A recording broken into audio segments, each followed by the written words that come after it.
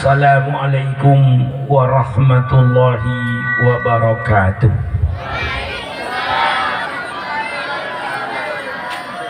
Bismillahirrahmanirrahim.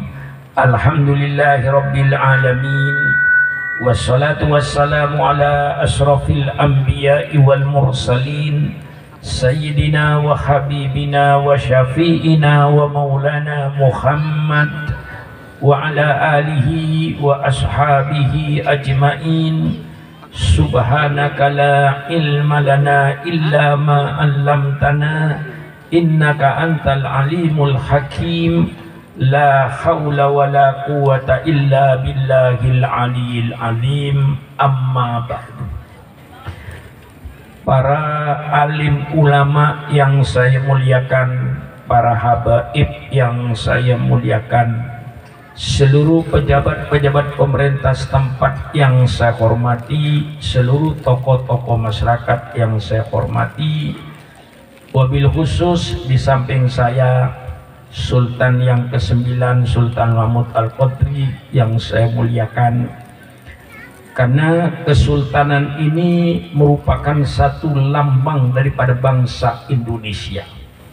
Sebelum kita merdeka, seluruh Nusantara ini dipimpin oleh para sultan yang mereka seluruhnya adalah umatnya Nabi Muhammad SAW. Mereka yang melawan kepada penjajahan Belanda, walaupun diadu domba bagaimanapun, sejarah menunjukkan bahwa para sultan ini adalah yang mempertahankan, dan negara kesatuan Republik Indonesia ini yang membela negara kesatuan Republik ini. Maka sebagai satu peninggalan sejarah yang sangat wangi di Indonesia ini, bahwa sebelum Indonesia merdeka dijajah oleh Belanda, sebelum itu dan ketika pemerintahan Belanda itu pun sultan-sultan tetap berdiri dalam rangka membela tanah air ini. Terima kasih kepada Pak Sultan atas segala perjuangannya, mulai sultan yang pertama sampai sultan yang ke-9 ini. Juga kepada para ulama, wabil khusus kepada Al-Mukarram Kiai Haji Hanan dan para ulama lainnya, Kiai Haji Sutarmaji dan ulama-ulama lainnya yang tidak saya sebut dengan tidak mengurangi takdim saya kepada beliau. Kalau pondok pesantren ini baru berumur 2 tahun, tapi ternyata seperti apa yang kita lihat. Yakinilah Kiai Hanan, dalam peribahasa Arab dikatakan, idza ra'aitu hilalan aiqantu annahu sayakunu badron. Kalau kita sudah melihat bulan sabit purnama yang kecil itu, yakinilah bahwa nanti suatu saat pasti menjadi bulan purnama. Tidak ada sesuatu yang dimulai langsung, tentu melalui proses-proses perjuangan. Inilah sejarah pondok pesantren. Pondok pesantren ini merupakan pendidikan nasional yang tertua di Indonesia ini. Sebelum adanya taman kanak-kanak, sebelum adanya SD, SMP, SMA, perguruan tinggi, pendidikan yang dikenal oleh bangsa Indonesia adalah pondok pesantren. Dan dari pondok pesantren itu lahirlah pahlawan-pahlawan bangsa yang ditulis dalam sejarah Republik ini dengan tinta emas. Pangeran Diponegoro, Sultan Hasanuddin, Tengku Umar, Cut Nyak-Din, Cut Mutia, Imam Bondol dan seterusnya, disusul oleh keluarganya Ki Hasyim Asy'ari dan seterusnya. Mereka adalah pahlawan-pahlawan bangsa yang dilahirkan oleh pondok pesantren. Jadi kalau seandainya saya ditanya oleh orang, siapa Pak Sukron yang pertama kali berusaha untuk mencerdaskan bangsa Indonesia? Saya tidak menjawab, maaf, tidak menjawab profesor doktor, karena yang ditanya siapa yang pertama kali yang berusaha untuk mencerdaskan anak bangsa. Jawabannya sudah pasti, yang pertama kali berusaha untuk mencerdaskan anak bangsa ini adalah para alim ulama dengan pendidikan pondok-pondok pesantren pada zaman sebelum Belanda. Bagaimana sejarahnya pondok pesantren ini? Pondok pesantren itu pada umumnya ada kiai yang duduk di satu kampung, kemudian orang sekitar kampung itu menimba kiai, menimba ilmu dari kiai itu. Kemudian kiai itu dikenal, diterbat dari tempat yang jauh, yang mungkin tidak mungkin mereka pulang pergi ketika menuntut ilmu. Disitulah mereka mendirikan gubuk-gubuk, pondok-pondok yang kira-kira 3 kali 4 meter di sekitar rumah kiai. Berkumpul itu santri. Pesantren yang pertama ini adalah Sunan Ampel, Surabaya. Itu pesantren yang pertama di Indonesia. Disusul oleh Wali Songo yang lain, disusul oleh para ulama-ulama yang lain. Terjadilah pendidikan pondok pesantren sebelum Belanda, sampai zaman Belanda, sampai zaman Republik ini. Inilah pendidikan pondok pesantren yang alhamdulillah tidak terkontaminasi dengan pengaruh-pengaruh peradaban barat, yang masih tetap mempertahankan peradaban Islam, baik pergaulannya maupun pakaiannya. Subhanallah, inilah pondok pesantren, benteng yang terakhir dalam perjuangan Islam. Dan dari sinilah lahir tokoh-tokoh Islam. Inilah sejarah daripada pondok pesantren. Pendidikan nasional yang tertua di Indonesia adalah pondok pesantren. Adapun TK, SMP, SMA, perguruan tinggi ini berdiri setelah Indonesia merdeka. Sebelum itu ulama lah di pondok-pondok, di pelosok-pelosok, di kampung-kampung. Pondok-pondok pesantren berdiri yang melahirkan anak bangsa sebagai pahlawan-pahlawan bangsa di Indonesia ini. Ini satu sejarah pondok pesantren. Pondok pesantren itu dijiwai pertama kali dengan keikhlasan, baik yang mengajar maupun yang diajar. Ini jiwa pondok pesantren, keikhlasan, sehingga melahirkan orang-orang yang berilmu, melahirkan orang-orang yang berguna di tengah-tengah masyarakat karena dijiwai oleh keikhlasan. Ini jiwa pondok pesantren. Di samping ditanamkan rasa keikhlasan, ikhlas itu artinya menuntut ilmu hanya karena Allah. Menuntut ilmu hanya untuk mencari keridhaan Allah. Yang namanya ikhlas itu menghilangkan semua karena. Karena kita berbuat itu banyak karenanya. Ada berbuat karena ini, ada berbuat karena ingin disenangi oleh rakyat. Khususnya ketika menghadapi pemilihan umum, banyak pemimpin-pemimpin yang pura-pura baik, yang membuat pencitraan. Nah, yang namanya ikhlas itu hilangkan semua karena. Berbuat karena orang tua, hilangkan. Berbuat karena masyarakat, hilangkan dulu. Hilangkan semua karena. Berbuat karena ingin dipuji orang, hilangkan. Semua karena, hilang karena ini, karena ini, karena ini, karena hilang. Sisakan satu karena Allah. Itu yang namanya ikhlas. Kalau istilah saya, menghilangkan semua karena. Kalau masih ada karena ini, belum ikhlas. Ada karena ini, belum ikhlas. Apalagi kadang-kadang mempergunakan perbuatan agama untuk kepentingan dunia. Contoh paling gampang, kalau sudah mendekati pemilihan umum, banyak calon bupati, calon gubernur, calon DPR yang mengajak kiai umroh. Ini contoh yang jelas, supaya nanti setelah umroh itu kiainya kampanye membela yang membiayai umroh. Nah, maka kalau saya Pak Sultan, maaf, kalau ada orang ngajak saya umroh mau pemilu, saya jawab tidak. Loh, ibadat Pak Kiai nggak perlu, karena masih ada karena. Bagaimana malaikat kan tahu? Orang Jawa punya istilah, Gusti Allah boten sari. Artinya Allah itu tidak tidur, dia tahu umrohnya syukuran makmur karena apa. Nah, lalu saya minta begini aja, Pak calon, apa calon bupati, apa calon gubernur, apa calon presiden, apa calon DPR, begini aja, nadar, nanti kalau saya jadi bupati, saya mau umroh dengan Pak Sukron. Nah gitu baru saya mau. Jadi mulus, tidak ada karena. Lah jiwa pondok pesantren pertama kali ikhlas, tanamkan keikhlasan ini kepada guru-gurunya yang mengajar. Walaupun itu katakan dikasih honor, bukan honor itu hanya kehormatan saja.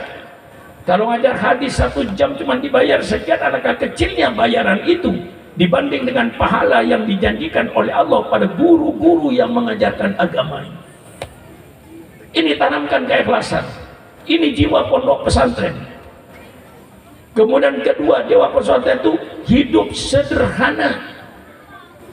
Tidak ada pondok pesantren dihidup dengan mewah-mewahan, tidak ada.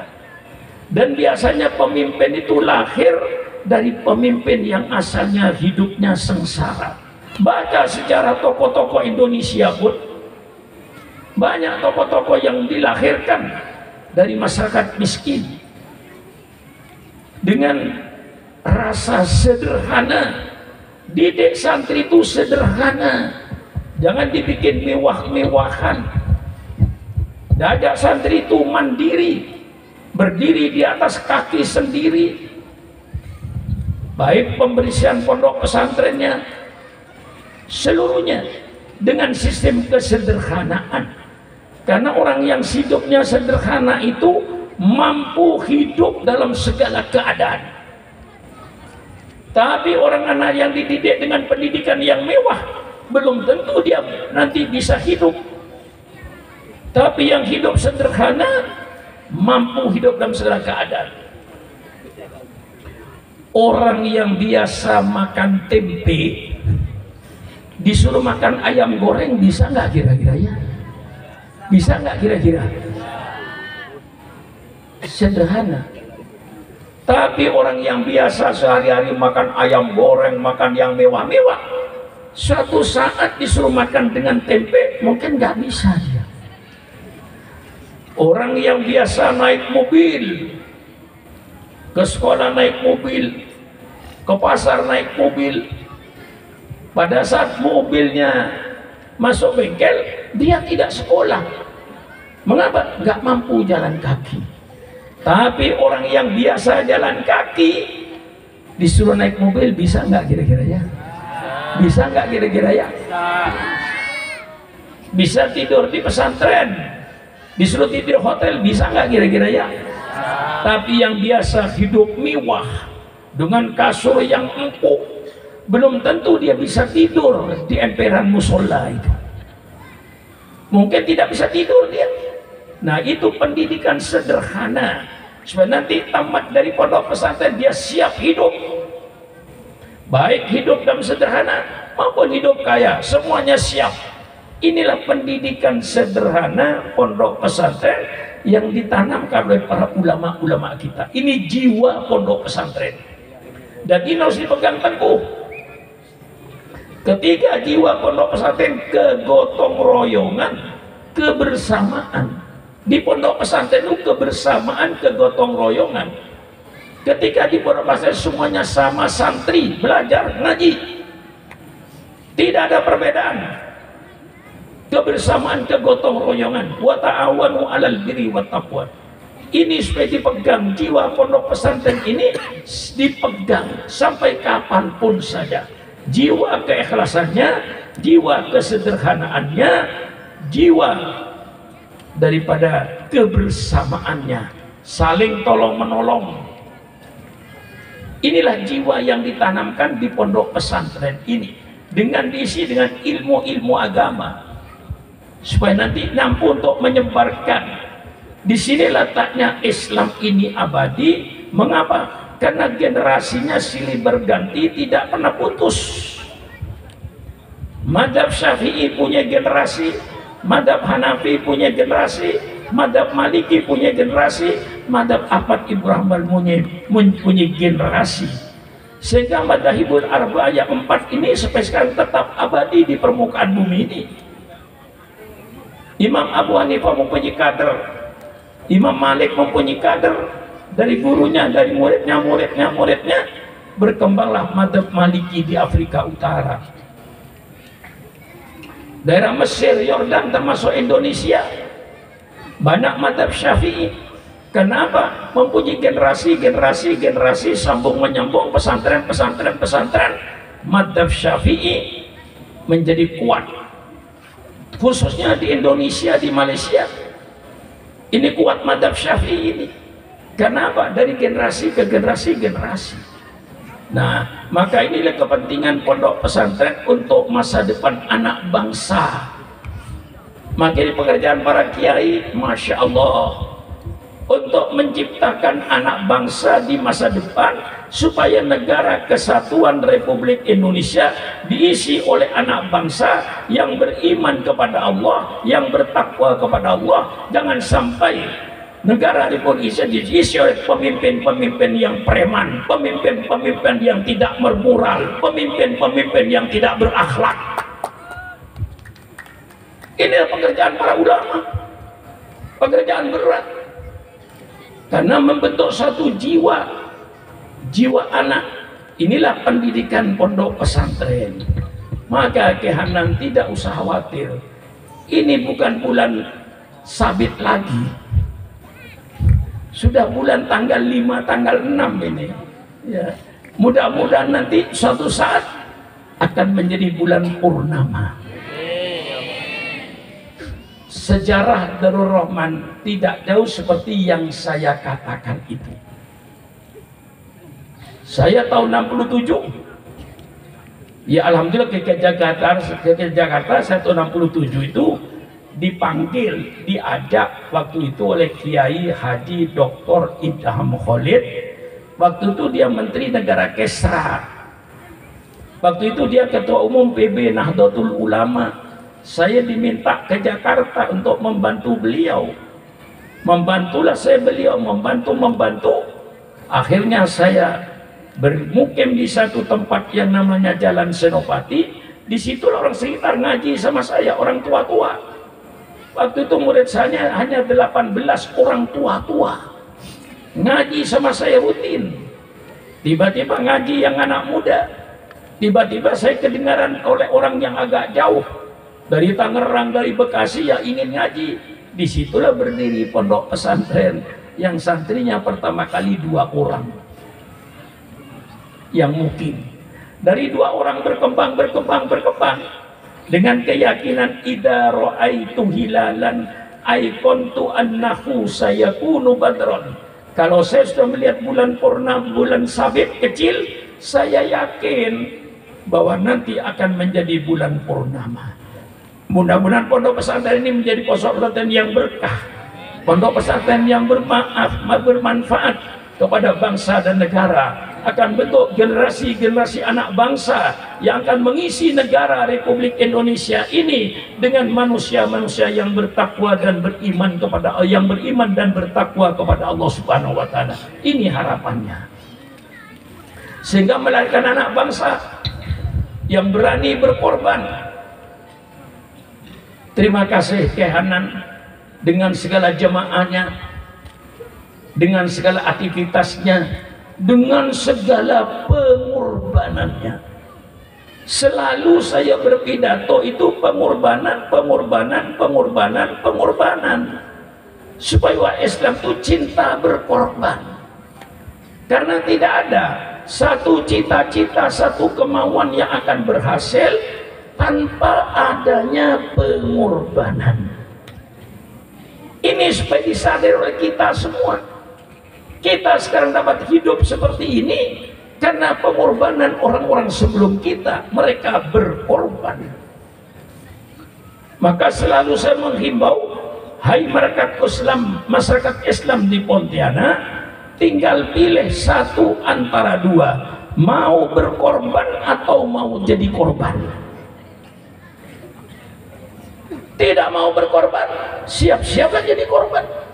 Kalau sudah jadi korban, tidak perlu berkorban. Sudah jadi korban, mau apa? Berkorbanlah kalau tidak ingin jadi korban.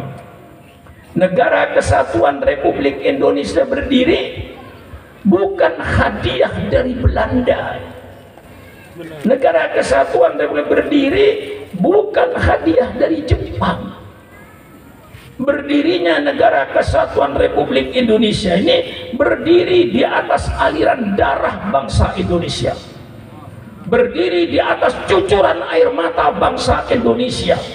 Berapa wanita yang jadi janda, berapa anak yang menjadi yatim karena bapaknya gugur di medan perang melawan Belanda. Subhanallah, mereka yang berjasa, kita yang makan jasa. Ya, kita ini makan jasa. Saya yakin semua yang ada ini, termasuk Super Makmun, dari ketua RT, ketua RW, sampai camat, sampai bupati, sampai wali kota, sampai gubernur, sampai presidennya, sampai menteri-menteri yang ada, sampai anggota DPR yang ada, ini seluruhnya pemakan jasa. Yang berjasa siapa? Yang gugur di medan perang itu, yang sedang menjadi pahlawan bang, itu yang berkorban. Mereka gugur di medan perang, tidak tahu listrik masuk desa, tidak merasakan jalan tol, tidak merasakan jalan layang, tidak merasakan jembatan yang bagus. Mereka gugur di medan perang, yang menikmati kita. Maka selalu saya ingatkan, hai pemimpin-pemimpin bangsa, engkau jangan bergelimang dengan kemewahan duit rakyat, sedangkan kau tidak memikirkan kepentingan rakyatnya. Jadilah pemimpin yang adil, jangan jadi pemimpin yang dolim. Inilah cita-cita para pahlawan bangsa ini, menjadi pemimpin yang adil. La yajrimannakum sa'anu qaumin ala alla ta'dilu. Janganlah karena kebencian engkau pada satu kelompok, kebencian engkau pada satu kaum, karena engkau benci lalu kau tidak berbuat adil. Karena benci orang tidak salah dimasukkan penjara, tapi karena senang yang bersalah tetap tidur di hotel, tidak ditangkap, tidak berbuat adil. Nah, marilah kita ingat semua pemimpin-pemimpin bangsa, bahwa kita ini menikmati jasa-jasa pahlawan kita. Jangan kau hanya pandai makan jasa, tapi hendaknya kau pandai pula berjasa kepada bangsa ini.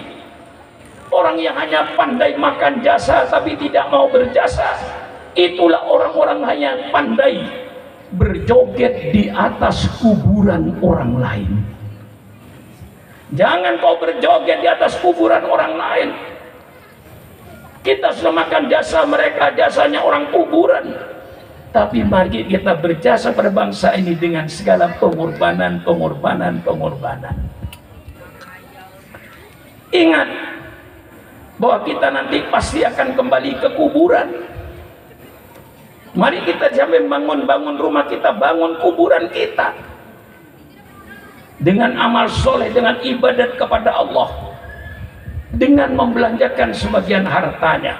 Saya ingin masyarakat Pontianak, sisihkan sebagian hartamu untuk agamamu.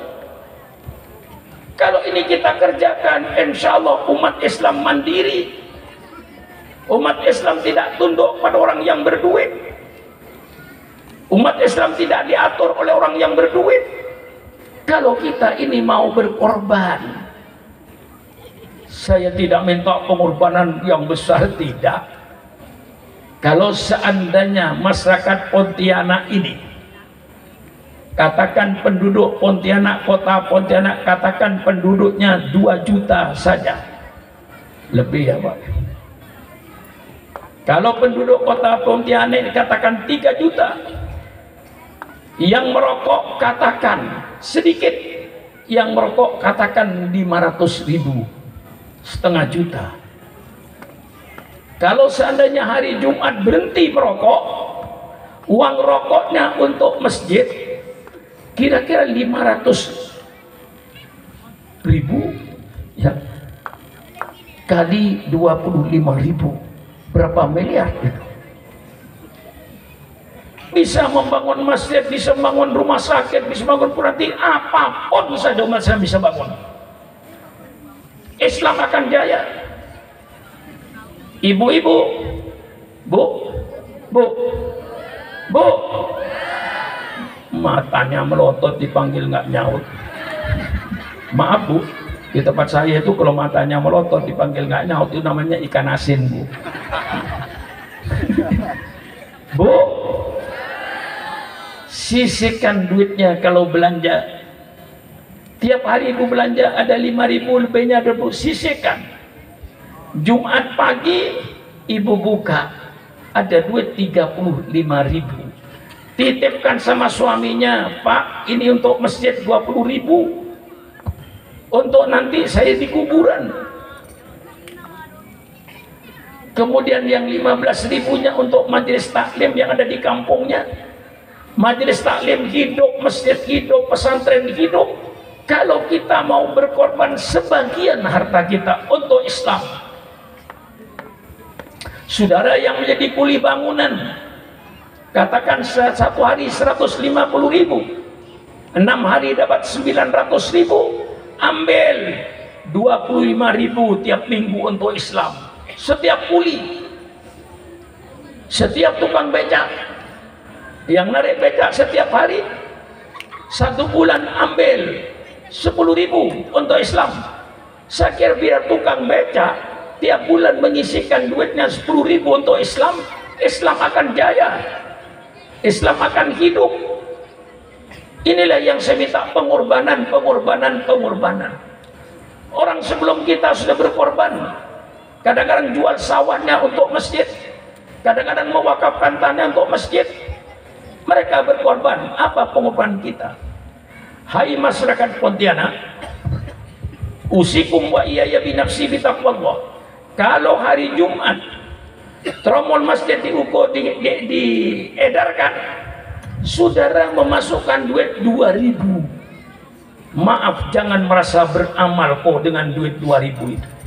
Engkau sudah menghina agamanya, kau tidak menghargai agamanya. Masa masuk surga 2.000? Mana otak dipakai? Maaf kalau agak kasar ya Pak Sultan, kasar ini untuk mantap Pak Sultan, supaya mantap. Lah masa masukkan ke masjid 2.000? Itu penghinaan terhadap agamamu, tidak menghargai agamamu. Hargailah agamamu, hargailah surgamu, jangan 2.000. Katakan orang Pontianak hari Jumat berhenti merokok. Inna yaumal jumati sayyidul ayam. Hari Jumat hari yang dimuliakan oleh Allah. Hari Jumat saya berhenti merokok 1 hari, puasa merokok, uang rokoknya kasih masjid. Kira-kira masjid makmur gak kira-kira ya? Lah ini saya berikan, ini pengorbanan. Dengan pengorbanan inilah kita tidak jadi korban. Maka kita sekarang berkorban lagi. Untuk siapa kita berkorban? Bukan untuk kita, untuk anak kita.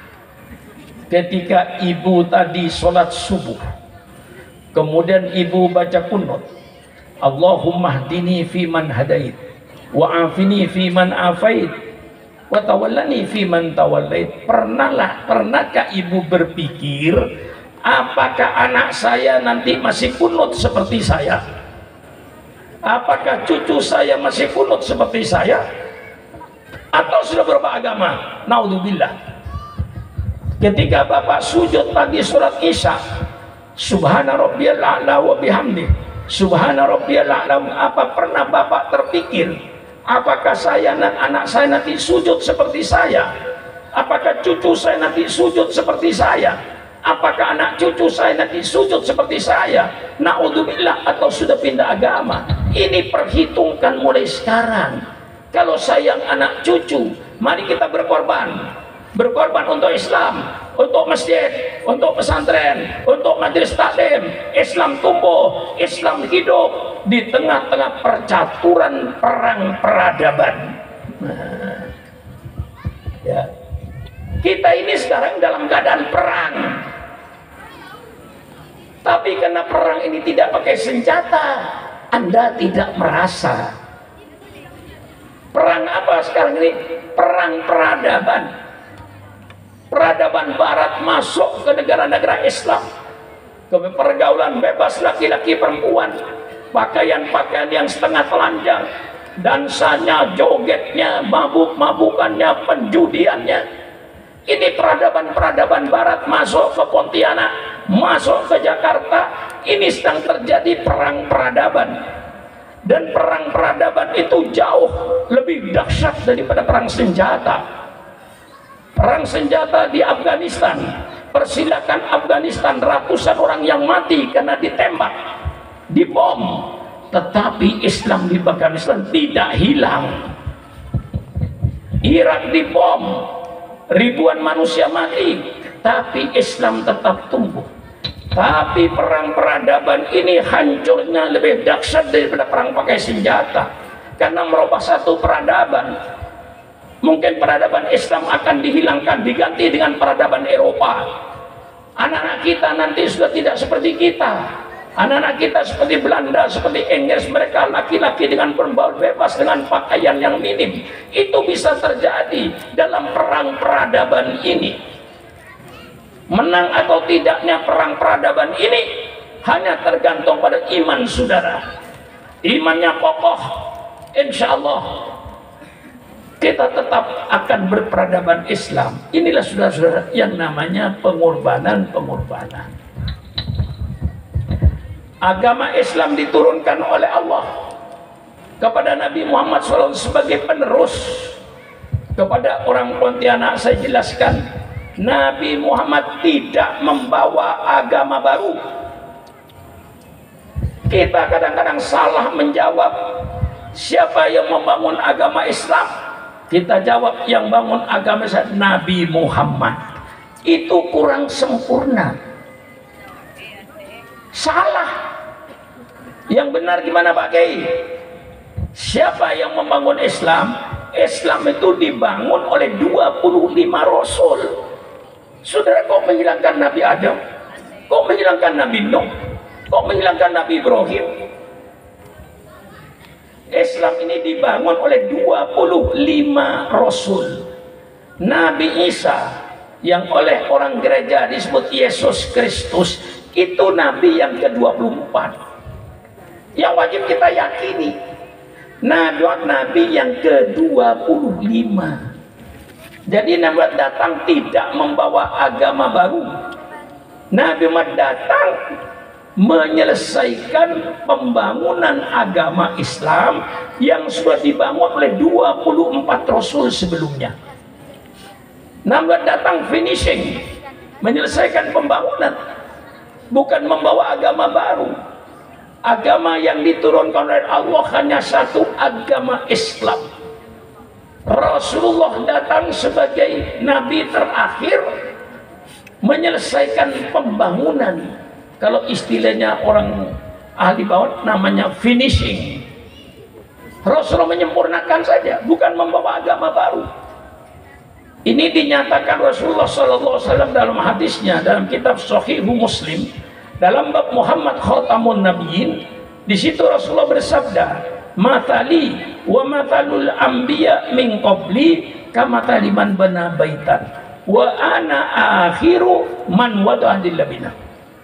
Perumpamaan saya, kata Nabi Muhammad, dengan nabi-nabi sebelum saya itu cuma ibaratkan orang yang membangun sebuah rumah.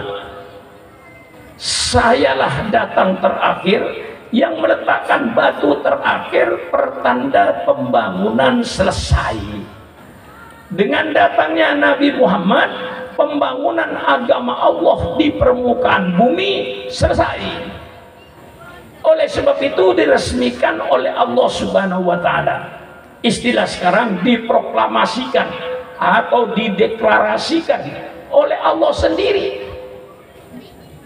Dalam Al-Qur'an Allah berfirman, "Al-yauma akmaltu lakum dinakum wa atmamtu alaikum nikmati wa raditu lakumul Islam madina."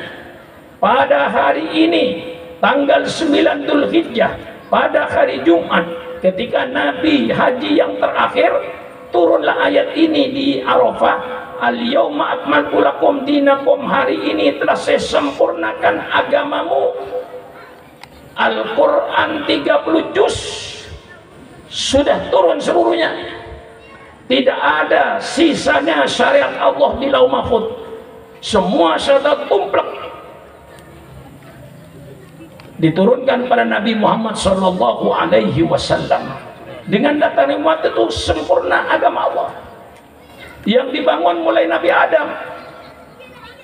Nabi Adam mengajak umatnya supaya beriman kepada Allah, sujud kepada Allah pencipta alam semesta, bukan sujud kepada Nabi Adam. Dan Nabi Adam bersama-sama dengan umatnya sujud kepada pencipta alam semesta, Allah Subhanahu wa ta'ala. Islam. Datang Nabi Nuh. Nabi Nuh seruannya sama, mengajak umatnya beriman kepada sujud kepada Allah, bukan sujud kepada Nabi Nuh. Dan Nabi Nuh bersama-sama dengan umatnya sujud kepada Allah. Islam. Datang Nabi Ibrahim alaihissalam, seruan Nabi Ibrahim sama, mengajak umatnya beriman kepada Allah, sujud kepada Allah, bukan sujud kepada Nabi Ibrahim. Dan Nabi Ibrahim bersama-sama dengan umatnya sujud kepada Allah. Datang Nabi Musa alaihissalam.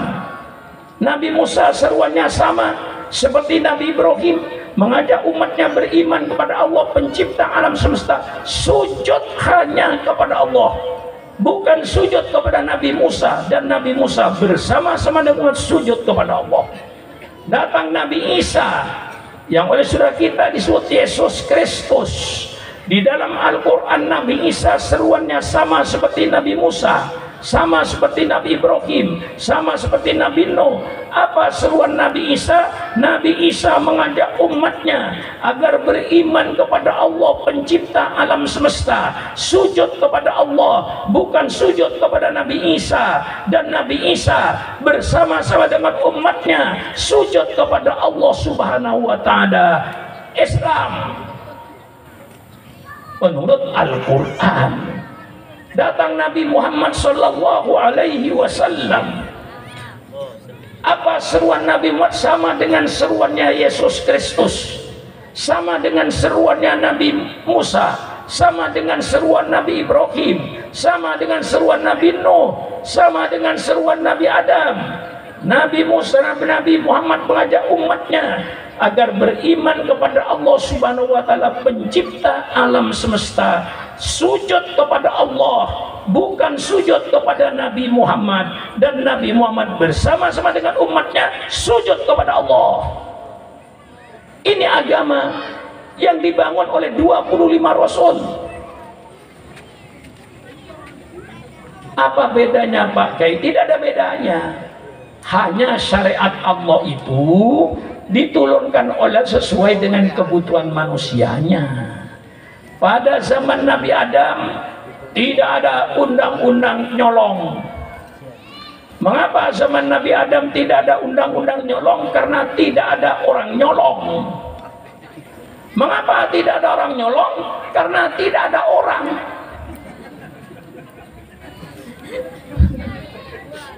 Siapa yang mau nyolong? Tanah belum dikapling-kapling Pak Sultan. Ya ngapling-ngapling tanah kan Pak Sultan. Dikapling-kapling. Zaman Nabi Adam, jangankan kapling, negara kagak ada. Singapura kagak ada, Malaysia kagak ada, Indonesia kagak ada. Yang ada dunia. Siapa penghuninya? Nabi Adam dengan Siti Hawa. Siapa yang mau nyolong duren atau rambutan? Kagak ada. Tidak perlu. Zaman Nabi Adam perkawinan sederhana. Karena tidak ada orang. Oleh Allah diizinkan kakak kandung kawin dengan adik kandung dengan kakak kandungnya, diizinkan. Kalau di Pontianak ada anak mau kawin dengan adik kandungnya sendiri, itu anak salah lahir. Seandainya lahir sama Nabi Adam, bagaimana kira-kira? Boleh saja itu. Jadi yang ingin kawin dengan adik kandungnya itu orang salah lahir. Mestinya lahirnya sama Nabi Adam. Masya Allah, ini Islam. Datang Nabi Nuh disempurnakan, datang Nabi Adam disempurnakan, datang Nabi Musa disempurnakan dengan kitab Tauratnya, datang Nabi Daud disempurnakan dengan kitab Zaburnya, datang Nabi Isa disempurnakan dengan kitab Injilnya. Maka menjadi rukun Islam, kita wajib percaya pada kitab-kitab suci yang diturunkan oleh Allah kepada nabi-nabi sebelumnya. Tetapi yang kita percaya kitab suci yang mana? Kitab suci yang asli. Yang asli mana Pak Sukron? Kitab Zabur yang asli yang mana Pak Sukron? Kitab Zabur yang isinya di dalam firman Allah. Tidak ada dalam kitab Zabur perkataan Nabi Daud, dan tidak ada dalam kitab Zabur perkataan pendeta-pendeta pada zamannya. Murni kalamullah. Itu kitab Zabur yang diberikan pada Nabi Daud, itu kita yakin itu kitab suci. Kita percaya pada kitab Taurat. Tapi sekarang wah, kitab Taurat Bible sudah ratusan. Yang kita percaya kitab Taurat yang asli. Kita bisa menunjukkan yang asli mana Pak Sufron? Yang asli yang firman Allah, Allah berikan pada Nabi Musa untuk disampaikan kepada umatnya. Dan dalam kitab Taurat tidak ada perkataan Nabi Musa, dan tidak ada perkataan pendeta-pendeta. Itu namanya asli kalamullah. Kita percaya pada kitab Injil, bahwa Allah turunkan kitab suci namanya Injil. Bagi umat saya Injil yang mana? Yang kitab Injil yang asli. Yang asli yang mana? Yang firman Allah, Allah berikan kepada Nabi Isa untuk disampaikan. Dan dalam kitab Injil tidak ada perkataan Nabi Isa. Dalam kitab Injil tidak ada perkataan pendeta-pendeta pada zamannya. Yang ada hanya firman Allah. Itu kitab suci Injil menurut Al-Quran. Kalau orang Kristen sekarang mengesahkan 4 Injil, persilakan. Mereka berkata 4 Injil asli, persilakan. Tapi kami umat Islam tahu, yang namanya Injil Matius itu ditulis oleh orang yang namanya Matius. Yang namanya Injil Lukas ditulis orang yang namanya Lukas. Yang namanya Injil Markus ditulis orang yang bernama Markus. Injil Yahya ditulis orang yang bernama Yahya, dan redaksinya tidak sama, berbeda. Mereka yakin itu asli, persilakan, saya hormati, saya tidak menyalahkan Anda. Tapi dalam Al-Quran, kitab Injil yang asli itu bukan yang ditulis oleh manusia-manusia yang ada, tetapi kitab Injil yang asli firman Allah kepada Nabi Isa untuk disampaikan kepada umatnya. Dan dalam kitab Injil tidak ada perkataan Nabi Isa, dan tidak ada perkataan pendeta-pendeta pada zamannya. Ini yang saya tanamkan untuk meluruskan akidahnya umat Islam. Ada satu Injil yang dilarang oleh gereja untuk dibaca, namanya Injil Barnabas. Mengapa dilarang? Karena Injil Barnabas isinya agak mirip dengan kitab suci Al-Quran dalam soal penyaliban Nabi Isa. Oleh sebab itu tidak boleh dibaca. Ya persilakan, itu keyakinan mereka. Tapi saya baca Injil Barnabas, disitulah yang disalib bukan Nabi Isa, tapi yang disalib namanya Yudas Iskariot, muridnya Nabi Isa. Bukan Nabi Isa, bisa diangkat oleh Allah ke langit. Nah, di sini kitab Injil Barnabas mirip dengan Al-Quran, wa ma qatalu wa ma salabu walakin subbiha lahu. Yang dibunuh itu, yang disalib bukan Nabi Isa, tapi orang yang diserupakan Nabi Isa. Injil Barnabas berkata bahwa yang disalib itu bukan Nabi Isa, tapi Yudas Iskariot, muridnya Nabi Isa yang membelot. Nah, saya baca ya. Adapun orang gereja berkata itu kitab asli, persilakan. Saya tidak menyalahkan keyakinan mereka, tapi keyakinan saya tidak seperti mereka.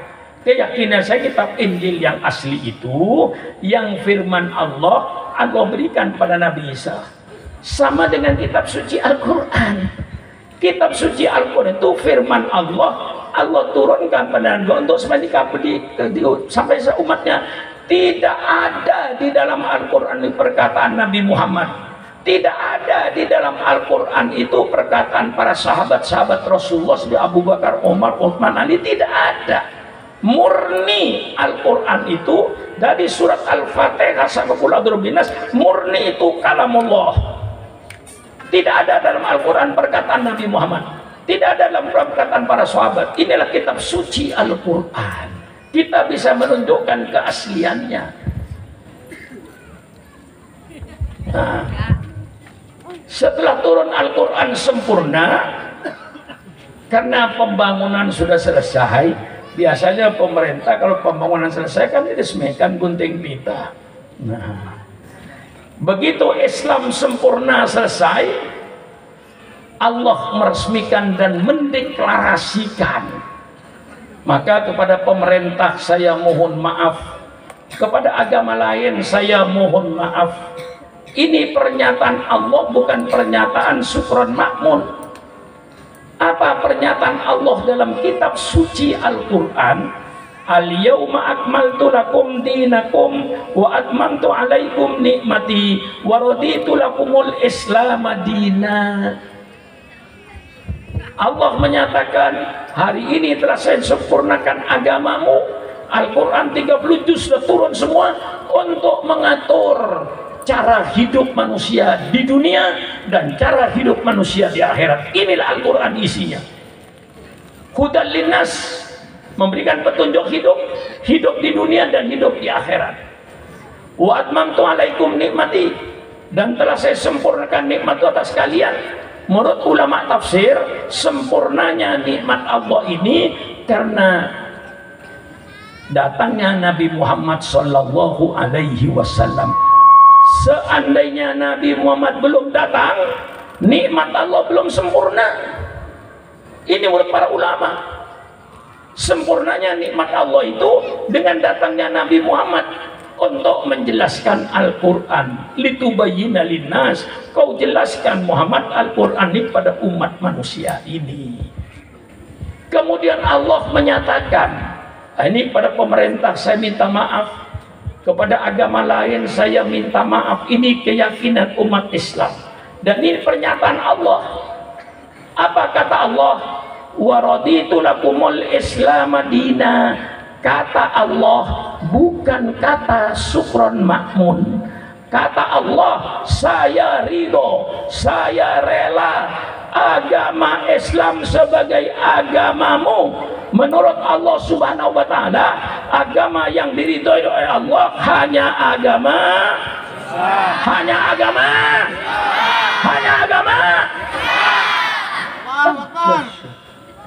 Enggak usah ragu-ragu, saudara. Ini bukan perkataan Sukron Makmun Allah.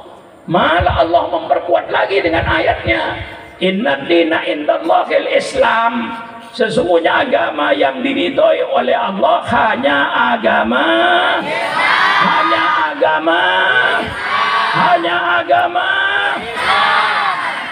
Menjelit saya ini supaya sudah yakin. Adapun mereka berkata agama mereka yang itu persilahkan.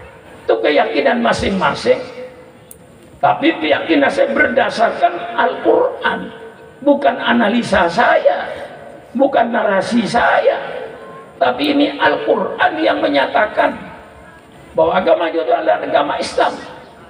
Nah, dalam menegakkan agama Islam ini Rasulullah penuh dengan pengorbanan. Ini baca lagi pengorbanan Rasulullah. Saya akan menceritakan pahitnya Rasulullah di dalam menyempurnakan, menyelesaikan bangunan Islam ini. Mengapa saya ceritakan pahitnya? Agar saudara-saudara lebih mencintai para Rasulullah. Sudah mencintai, supaya lebih mencintai lagi kepada Rasulullah. Ini saya kembangkan. Penderitaan Rasulullah mulai dari awal berdakwah, dari pintu ke pintu. Tidak berdakwah terang-terangan kayak Syukuran Makmun di lapangan ini. Dari pintu ke pintu. Mengapa? Karena diancam oleh orang kafir Quraisy, diancam dibunuh, diancam disiksa, difitnah, sampai Sayyidina Bilal radhiyallahu anhu, dia diikat tangannya, Bu, diseret di padang pasir, Bu, perutnya dikasih batu. Bagaimana rasanya orang diikat tangannya, diseret perutnya dikasih batu di bawah terik matahari, agar Sayyidina Bilal kembali menjadi kafir karena dia masuk Islam. Tapi kokohnya imannya Sayyidina Bilal, dia tetap berteriak ahad, ahad, ahad, ahad, ahad, ahad, walaupun diseret di padang pasir. Di mereka ada yang dibunuh, tapi rupanya kekejaman dan kekerasan tidak mampu untuk memadamkan api Islam. Justru api Islam semakin menyala, menerangi kegelapan-kegelapan pojok-pojok kota Mekah yang gelap, diterangi oleh api Islam. Karena dengan kekerasan tidak mampu, mereka merubah taktiknya politik orang kafir dengan sistem embargo ekonomi. Di dinding Ka'bah ditempel pengumuman seluruh bangsa Arab tidak boleh mengadakan hubungan dagang dengan umat Islam, khususnya di bidang pangan, agar Nabi Muhammad dengan sahabat-sahabatnya mati kelaparan. Ini saya ceritakan penderitaan nabimu, begitu pahit. Ternyata embargo ekonomi tidak mampu. Maka ketika Libya diembargo oleh Amerika Serikat, Irak diembargo oleh Amerika Serikat, saya katakan, hai bangsa Irak, hai bangsa Libya, bukan engkau yang pertama kali merasakan pahitnya embargo ekonomi. Nabimu 1400 tahun dengan sahabat-sahabatnya merasakan pahitnya embargo ekonomi ini.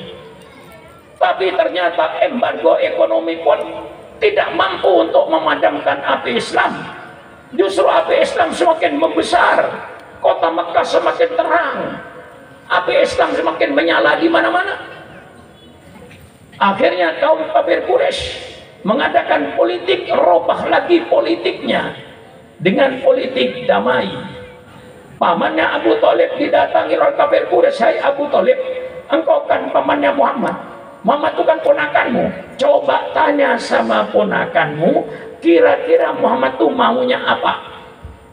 Kalau Muhammad mau kedudukan takhta, kami penduduk Mekah siap untuk mengangkat Muhammad sebagai raja di negeri Mekah ini, dengan syarat berhenti berdakwah, berhenti jadi nabi.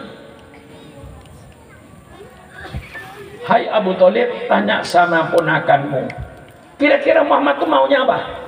Kalau dia ingin menjadi orang kaya, semua kekayaan penduduk Mekah kami serahkan sama Muhammad, sehingga Muhammad menjadi orang yang terkaya di negeri ini, dengan syarat berhenti berdakwah, berhenti jadi nabi. Subhanallah. Abu Thalib tanya sama ponakanmu itu maunya apa? Kalau dia ingin kawin dengan anak perawan di kota Mekah ini, saya kumpulkan semua anak perawan, persilahkan ponakanmu kawin 1, 2, 3, 4, 5, 6, 7, 8 semaunya, dengan syarat berhenti berdakwah, berhenti jadi nabi. Kira-kira kalau ditawarkan sama kiai sekarang, kira-kira gimana ya? Hah? Apa? Kira-kira takhta, harta, wanita. Maka kalau kiai dikasih jabatan oleh pemerintah itu ada dua kemungkinan. Kemungkinan pertama yang positif, Mungkin pemerintah ingin supaya kiai itu berkiprah di jabatan yang dia berikan. Barangkali. Yang kedua, kalau kiai dikasih jabatan oleh pemerintah, kemungkinan kedua yang negatif supaya berhenti jadi kiai. Banyak yang berhenti jadi kiai. Kalau seandainya Syukron Makmun diangkat menjadi menteri luar negeri, kira-kira berhenti nggak jadi kiai ya? Hah? Kira-kira berhenti nggak kira jadi kiai? Diundang orang Pontianak, oh nggak bisa.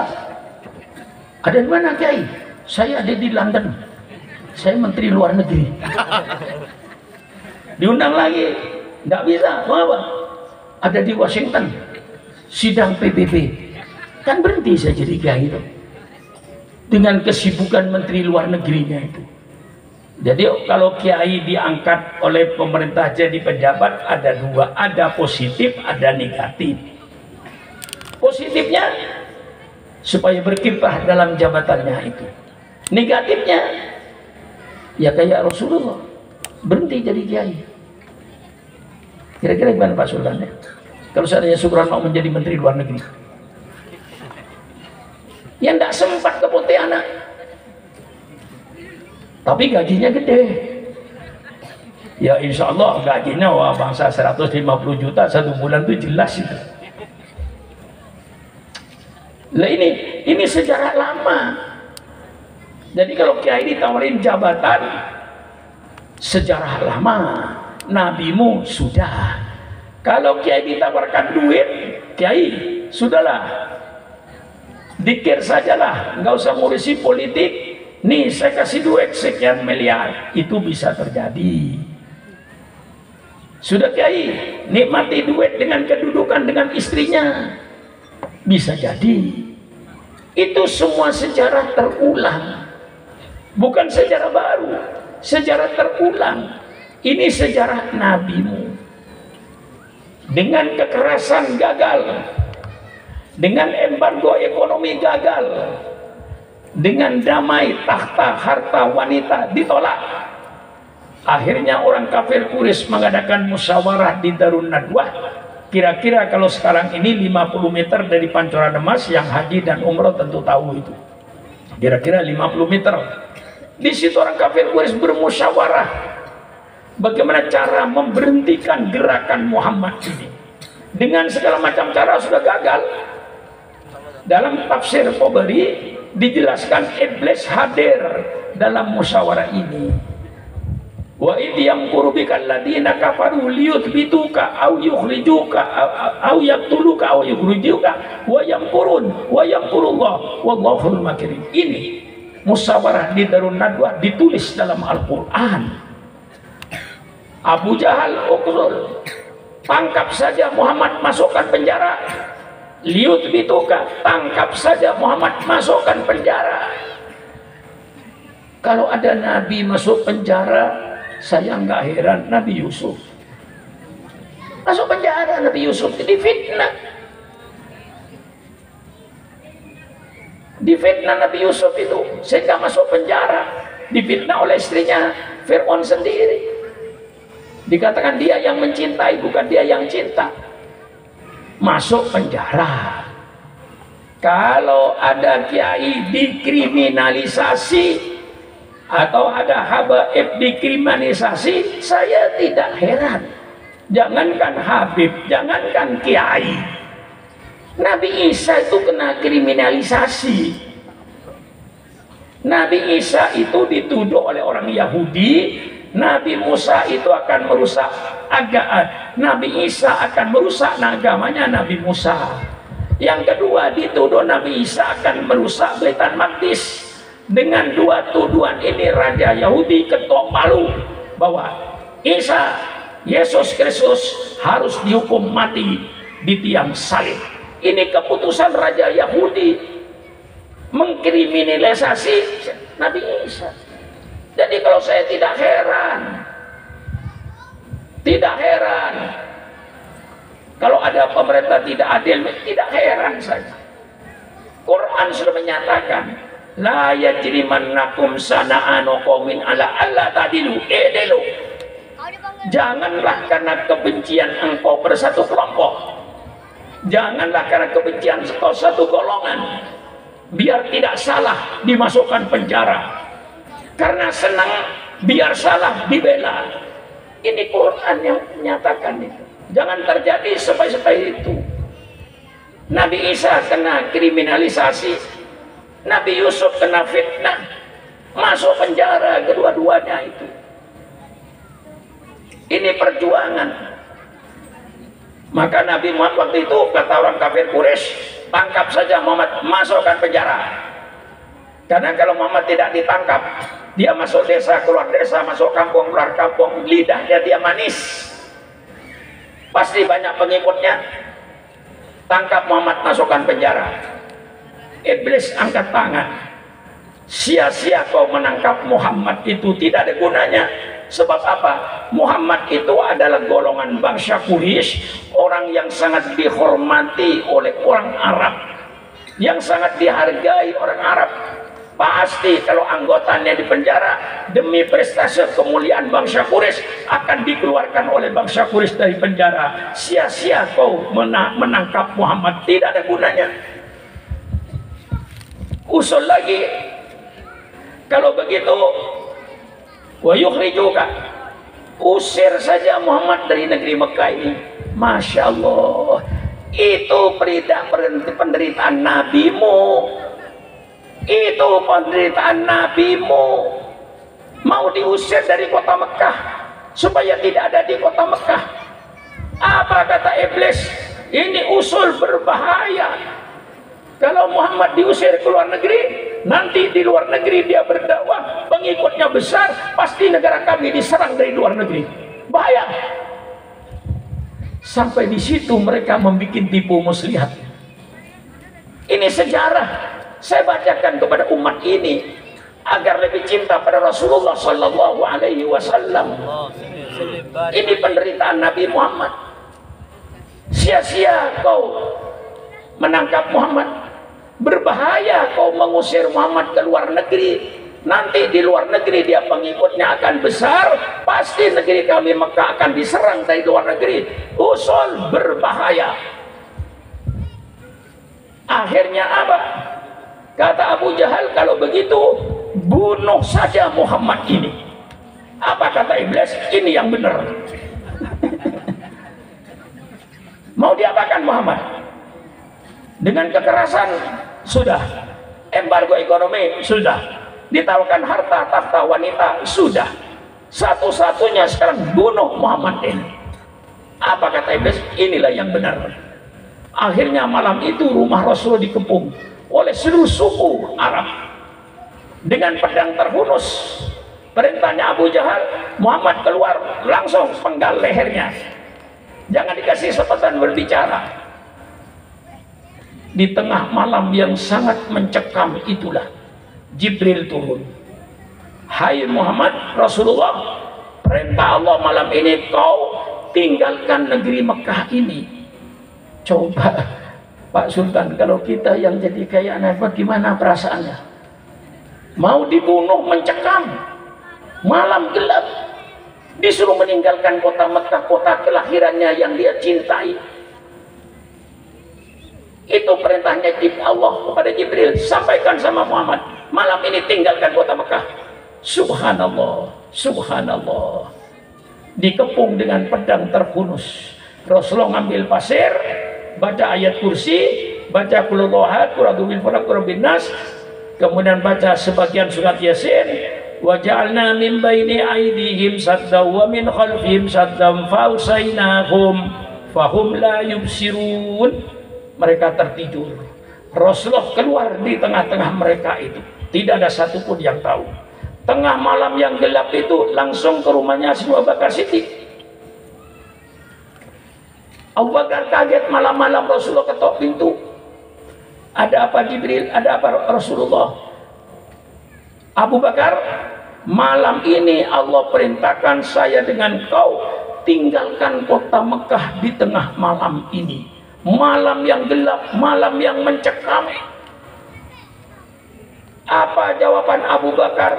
Ya Rasulullah, kalau itu memang sudah perintah Allah, ayo kita tinggalkan kota Mekah ini malam ini juga. Subhanallah. Sayyidina Abu Bakar tidak memikirkan hartanya, tidak memikirkan rumahnya, tidak memikirkan keluarganya, karena kecintaannya kepada Allah dan Rasulnya di atas segala kecintaan.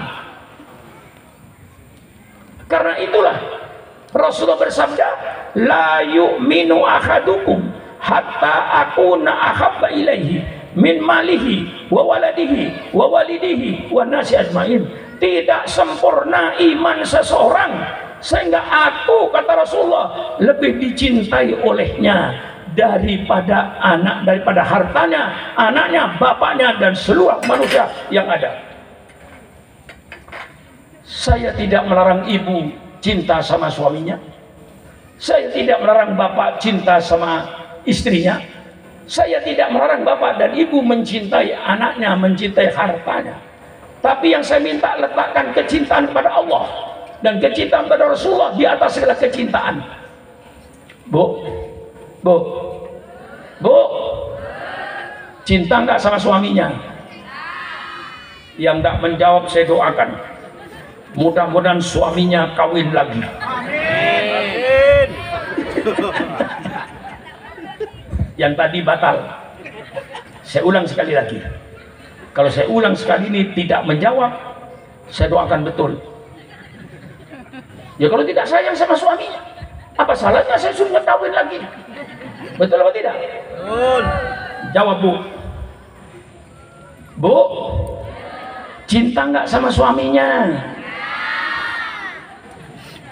Cinta nggak sama suaminya? Jangan kawin lagi pak, masih cinta. Bapak-bapak, cinta nggak sama istrinya? Cinta nggak sama istrinya? Yang tidak menjawab itu berarti sudah punya cadangan di luar rumah.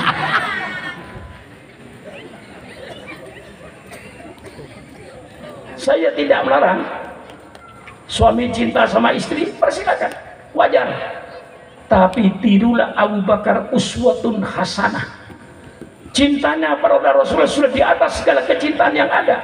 Tidak mikirkan rumahnya tengah malam ditinggal, tidak mikirkan keluarganya tengah malam ditinggal, tidak mikirkan hartanya. Karena cinta sama Rasulullah, cinta sama perintah. Saya Abu Bakar, keluar, mari Rasulullah, kita keluar tengah malam yang mencekam, mau dibunuh. Dia harus keluar dari rumahnya dalam keadaan gelap gulita menuju Jabal Thur. Sampai di Gua Thur, Rasulullah istirahat dengan Abu Bakar, kita istirahat di gua ini. Paginya Abu Jahal datang, langsung yang ditanya, mana kepalanya Muhammad?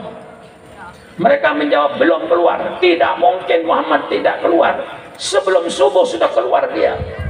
Dibuka pintu, Rasulullah sudah nggak ada. Karena nggak ada, marahnya Abu Bakar bikin sayembara.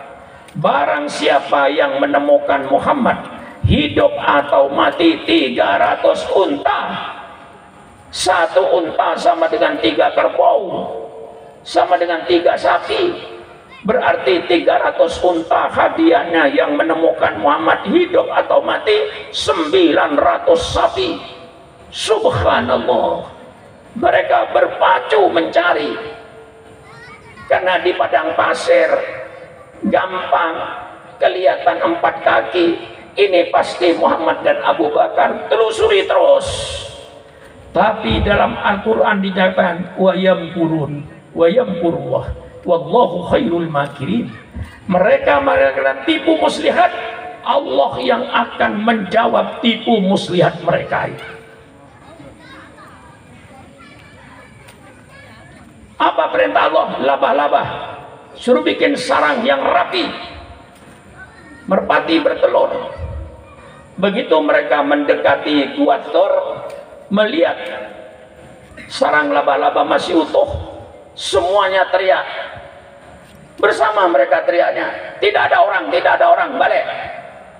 Itu lihat, sarang laba-laba tidak robek. Kalau ada orang mesti robek. Kembali mereka. Padahal Sayyidina Umar berkata, ya Rasulullah, seandainya mereka melihat ke bawah, pasti melihat kita. La tahzan innallaha ma'ana. Engkau jangan sedih Abu Bakar, Allah bersama kita. Setelah 3 hari baru Rasulullah meneruskan perjalanan ke Madinah. Mengapa nunggu 3 hari? Hari pertama mereka sedang galak-galaknya mencari. Hari kedua masih galak-galaknya mencari. Hari ketiga sudah nggak ketemu, mungkin mereka sudah putus asa. Rasulullah keluar dan tidak lewat jalan biasa. Rasulullah lewat jalan pegunungan yang tidak dilewati kaki orang. Istilah orang Jakarta, jalan tikus yang dilewati Rasulullah. Coba saudara yang pernah haji atau umroh, bagaimana keadaan bukit dari Mekah sampai Madinah. Disitulah Nabi mau turun naik di bukit ini. Perjalanan 426 km ditempuh dengan jalan kaki naik unta, jalan kaki naik unta. Itulah penderitaan nabimu, supaya kita jauh lebih cinta dengan pengorbanan Rasulullah itu. Islam hidup dengan pengorbanan para sahabat, sehingga para sahabat Rasulullah kalau mati di atas tempat tidur, dia ngeluh sama Rasulullah, ya Rasulullah, mengapa saya tidak mati di perang Badar? Ya Rasulullah, mengapa saya tidak mati di perang Uhud? Ya Rasulullah, mengapa saya tidak mati di perang Tabuk? Mengapa saya tidak mati di perang Khandaq? Mengapa saya mati di atas tempat tidur Rasulullah? Nyesel saya Rasulullah, melepaskan napas cuma-cuma. Itulah para sahabat yang mengakibatkan Islam ini jadi besar. Dengan pengorbanan Rasulullah dan para Islam jadi besar. Sampai di Madinah barulah Rasulullah berdakwah leluasa. Rasul meninggalkan satu negara, negara Madinah, dengan penduduk yang pluralistik, bermacam-macam suku, bermacam-macam agama. Tapi Rasulullah bisa mendamaikan semua suku dan semua agama ini di bawah pimpinan junjungan kita Nabi besar Muhammad SAW, dengan suatu perjanjian yang namanya Piagam Madinah, Mitsaqul Madinah. Ini yang dibikin Rasulullah bersama mereka. Saya bisa ikut untuk damai. Tapi akhirnya semua mereka itu masuk Islam bukan karena diperangi Rasulullah di Madinah, tidak, karena akhlak Islam yang begitu menarik. Setiap tahun, setiap saat mereka hanya berbondong-bondong masuk Islam. Akhirnya Madinah menjadi negara Islam semuanya. Inilah perjuangan Rasulullah dalam menegakkan peradaban Islam. Huwallazi arsala rasulahu bil huda wa dinil haq liyudhhirahu 'alad dini kullih. Dialah Rasulullah sallallahu alaihi wasallam yang diutus oleh Allah dengan petunjuk dan agama yang benar. Supaya apa? Liyudhhirahu 'alad dini kullih. Hai Muhammad, perlihatkan, tampakkan peradaban Islam ini di tengah-tengah peradaban bangsa, di tengah-tengah peradaban semua agama. Perlihatkan peradaban Islam ini agar mereka bisa banding-banding peradaban mana yang paling baik, peradaban mana yang paling indah. Maka termasuk syukuran makmur. Setiap saya berdakwah itu saya memperlihatkan peradaban Islam. Inilah satu peradaban yang indah. Saya tawarkan kepada bangsa Indonesia. Hai bangsa Indonesia, mau pakai peradaban Islam atau tidak? Saya cuma menawarkan. Saya tidak memaksa. Anda mau beli peradaban Islam, alhamdulillah. Tidak mau beli pun syukran makmun, tidak kecewa. Wa ma alaina illal balagul mubin. Jelas ya? Kita cuma menyampaikan inilah peradaban Islam. Bagaimana peradaban Islam dalam tauhid, bagaimana peradaban Kristen, bagaimana peradaban Buddha, bagaimana peradaban Hindu. Mari di tengah-tengah semua agama ini kita perlihatkan peradaban Islam, bahwa Islam hanya menyembah pencipta. Islam tidak menyembah makhluk.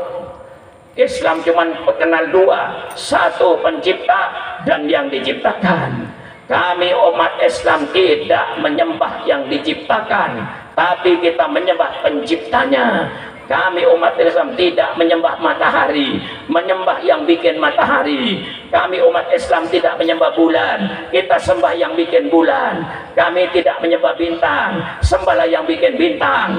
Kami tidak menyembah pohon, sembahlah yang bikin pohon. Kami tidak menyembah batu, sembahlah yang bikin batu. Ini peradaban Islam dalam akidah. Tidak ada kita mentuhankan makhluk Allah. Itu namanya syirik dalam Islam. Syirik itu artinya mengangkat sesuatu disamakan atau disejajarkan dengan Allah. Itu syirik. Kita tidak menyembah manusia berbentuk apapun saja. Yang kita sembah yang menciptakan manusia. Subhanallah, alangkah jernihnya dan bersihnya akidah Islam ini. Ini saya tawarkan pada bangsa Indonesia. Bangsa Indonesia mau, persilakan. Tidak mau, syukran makmum, tidak kecewa. Karena kewajiban saya, wa ma alaina illal balaul mubin. Saya cuma berkewajiban menawarkan peradaban Islam ini kepada seluruh umat manusia. Mengapa? Karena Nabi Muhammad itu diutus pada semua manusia. Nabi Muhammad bukan nabinya orang Arab saja. Nabi Muhammad bukan nabinya orang Indonesia saja. Nabi Muhammad bukan nabinya orang Cina saja. Nabi Muhammad bukan nabinya orang Eropa saja. Nabi Muhammad bukan nabinya orang Amerika saja. Nabi Muhammad nabinya semua umat manusia. Kalau nabi-nabi sebelumnya diutus oleh Allah hanya pada kaumnya, tapi Nabi Muhammad diutus oleh Allah dengan syariat Islam yang sudah tumplak-blak, syariat Islam yang sudah turun semuanya. Maka Rasul diutus oleh Allah, wa ma arsalnaka rahmatan lil alamin. Tidak saya utus engkau Muhammad kecuali menjadi rahmat ke seluruh alam. Rahmatnya Rasulullah ini karena Rasulullah itu diutus untuk semua umat manusia, berbeda dengan nabi-nabi sebelumnya. Nah, kalau sekarang ada kiai yang menafsirkan macam-macam, ya terserah. Misalnya kalau hari Natal nanti tanggal 25 Desember pemuda Islam suruh jaga gereja. Ditanya mengapa? Rahmatan lil alamin. Mana kitabnya itu? Ngaji sama siapa itu? Nanti tahun baru Cina, Imlek, anak-anak pemuda Islam disuruh jaga kelenteng Cina, di dalamnya menyembah berhala. Mengapa kok dijaga? Rahmatan lil alamin. Katanya, karena yang ngomong kiai, semua kiai diam kecuali Syukran Makmun. Yang tidak diam. Rahmatan lil alamin itu karena Nabi sebelumnya diutus hanya kepada kaumnya, Nabi Muhammad diutus oleh Allah untuk seluruh umat manusia. Itulah rahmatan lil alamin. Saya khawatir nanti mudah-mudahan tidak. Saya khawatir nanti kalau ada tempat penjudian, pemuda Islam suruh jaga lagi supaya orang yang main judi tenang, aman. Mengapa? Rahmatan lil alamin. Saya khawatir nanti kalau komplek-komplek pelacuran dijaga lagi oleh pemuda Islam. Mengapa dijaga? Supaya orang yang berzina tenang, tidak ada yang mengganggu. Mengapa? Islam rahmatan lil alamin. Saya nggak tahu siapa kiainya dan kitab apa yang dibacanya. Kalau saya yang tahu, Nabi sebelumnya diutus oleh Allah hanya kepada kaumnya, Nabi Muhammad diutus oleh Allah untuk semua umat manusia. Wa ma arsalnaka illa rahmatan lil alamin, untuk seluruh umat manusia. Nah, disitulah kita harus memperkenalkan peradaban Islam.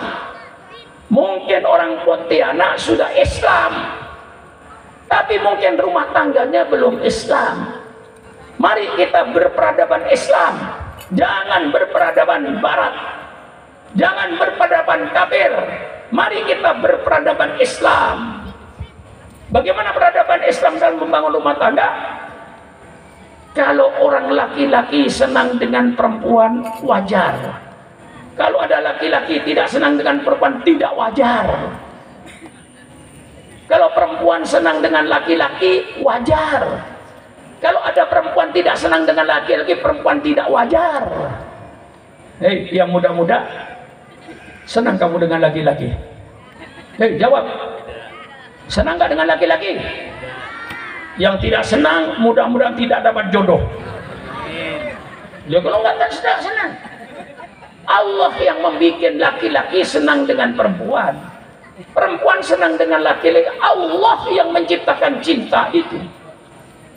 Nah, Allah tidak melarang laki-laki bergaul dengan perempuan sebebas-bebasnya.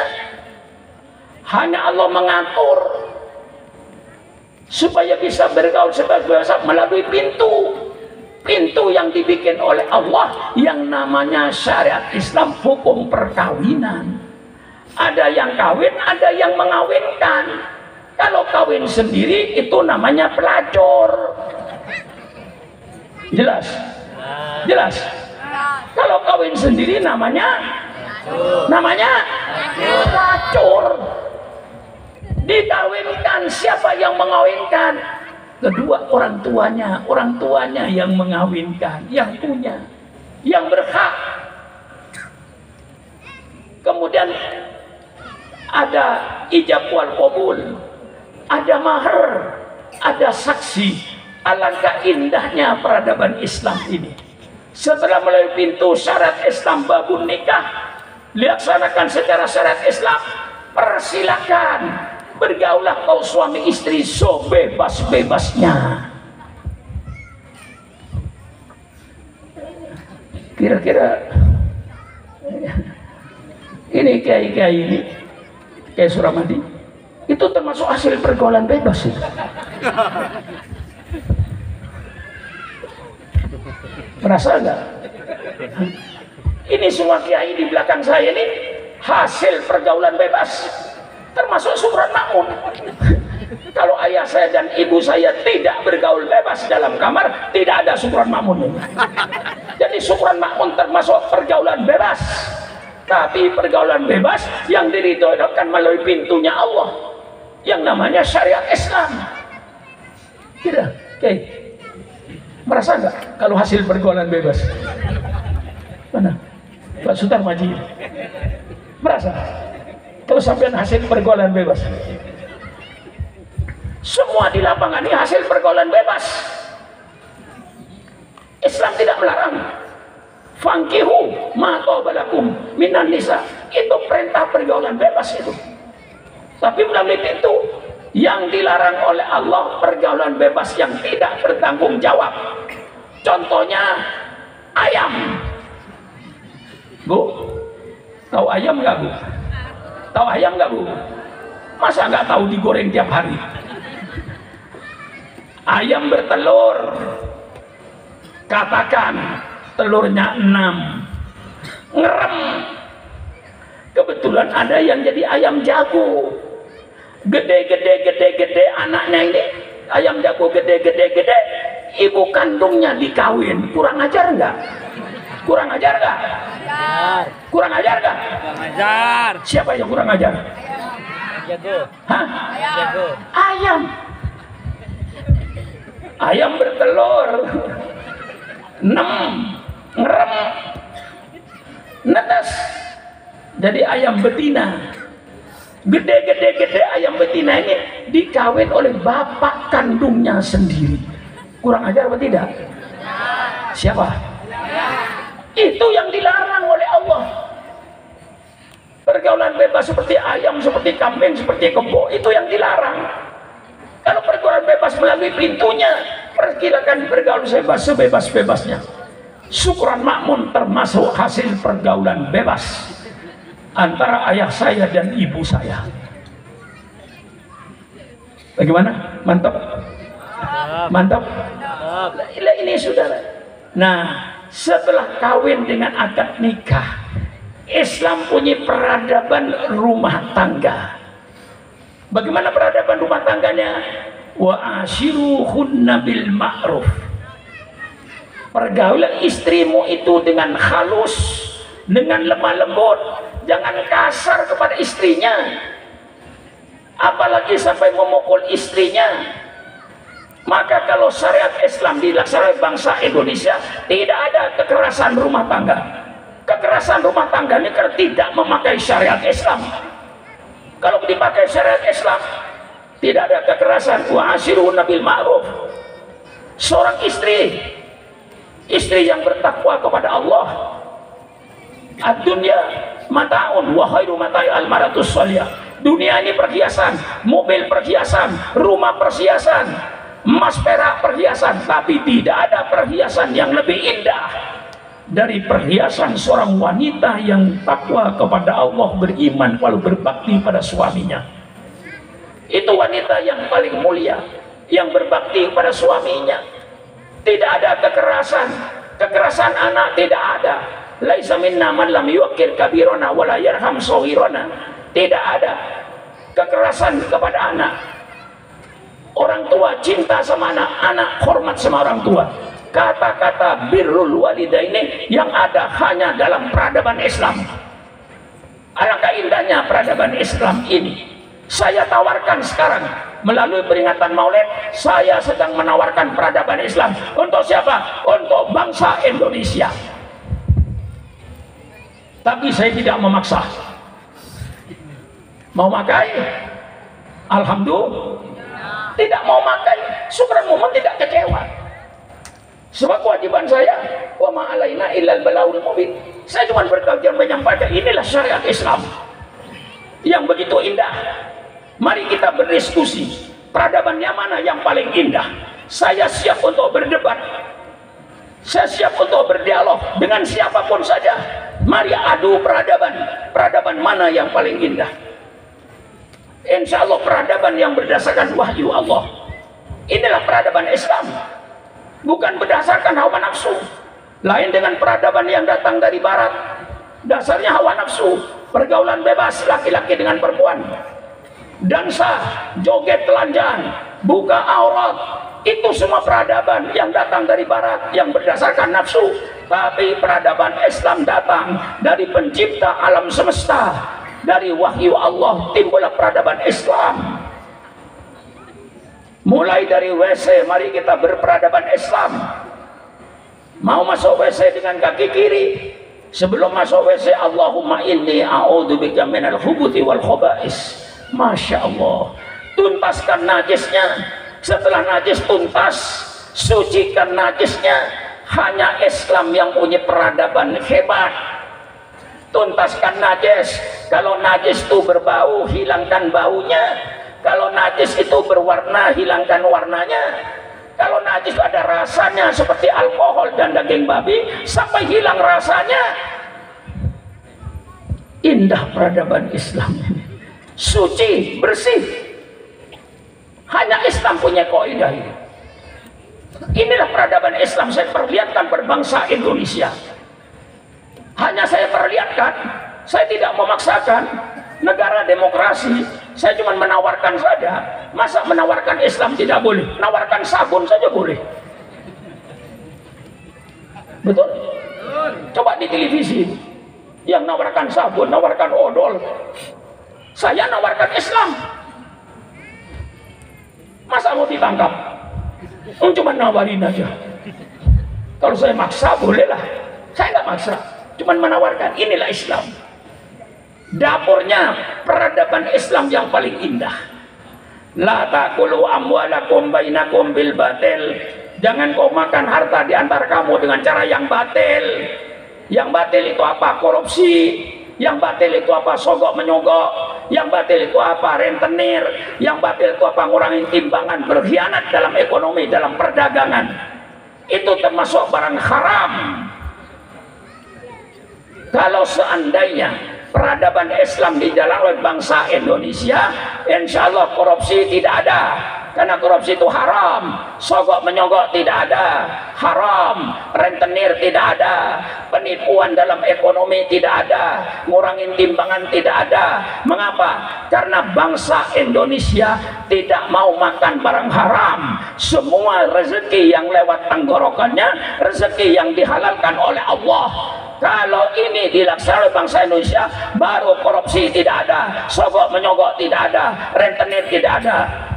Tapi selama bangsa Indonesia pikirannya yang penting perutnya kenyang, halal haram tidak peduli, batal hak tidak peduli, bagi kami halal dan haram sama saja. Selama bangsa Indonesia dari Sabang sampai Merauke pikirannya yang penting perutnya kenyang, halal haram tidak peduli, jangan mengharapkan korupsi akan berakhir, jangan mengharapkan sogok menyogok akan berakhir, jangan mengharap tipu menipu akan berakhir. Tipu menipu akan berakhir kalau Anda memakai peradaban Islam. Penawaran ini, ngotot saya bu, padahal sini sudah tua bu. Kira-kira kelihatannya gimana bu? Saya muda apa tua bu?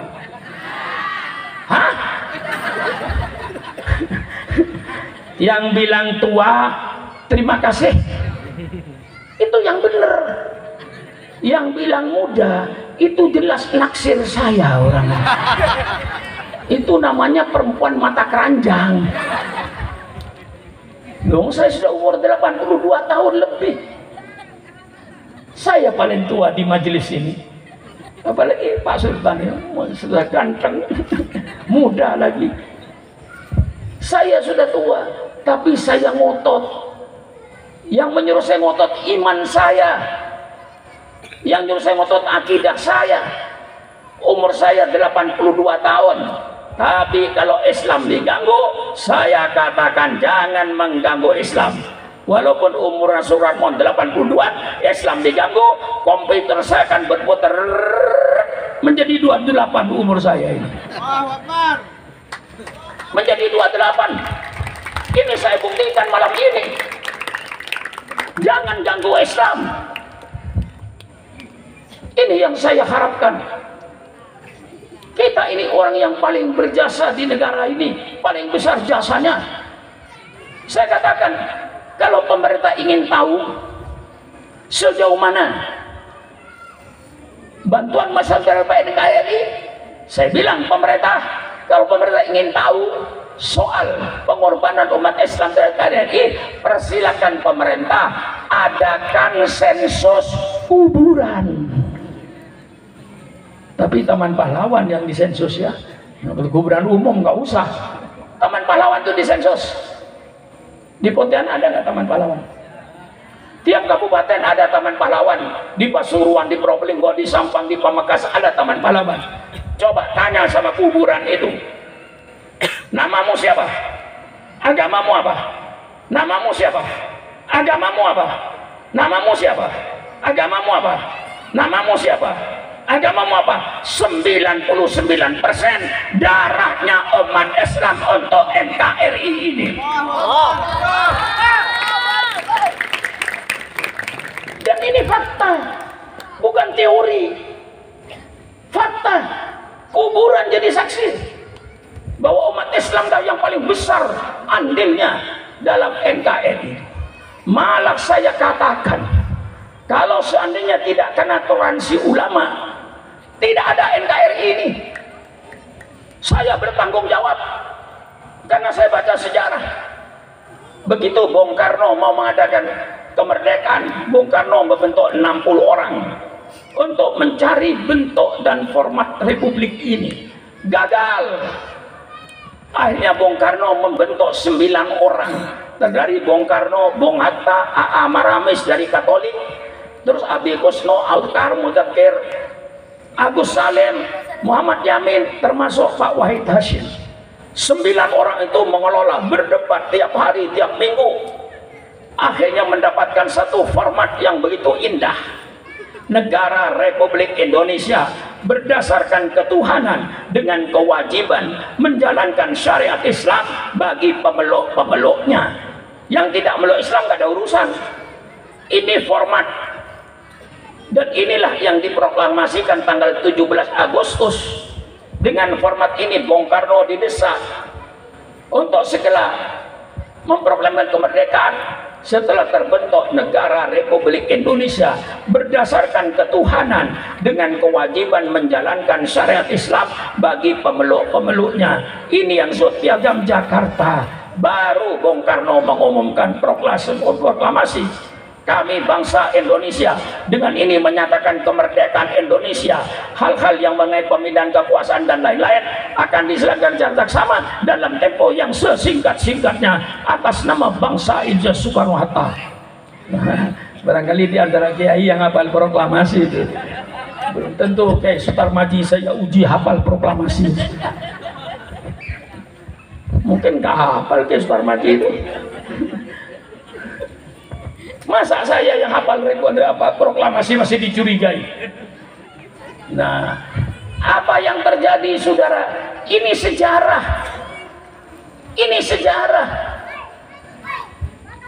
Sorenya jam 3 datanglah utusan dari Angkatan Jepang yang mengatasnamakan Indonesia Timur. Kalau 7 kata ini tidak dicabut, Indonesia Timur tidak ikut.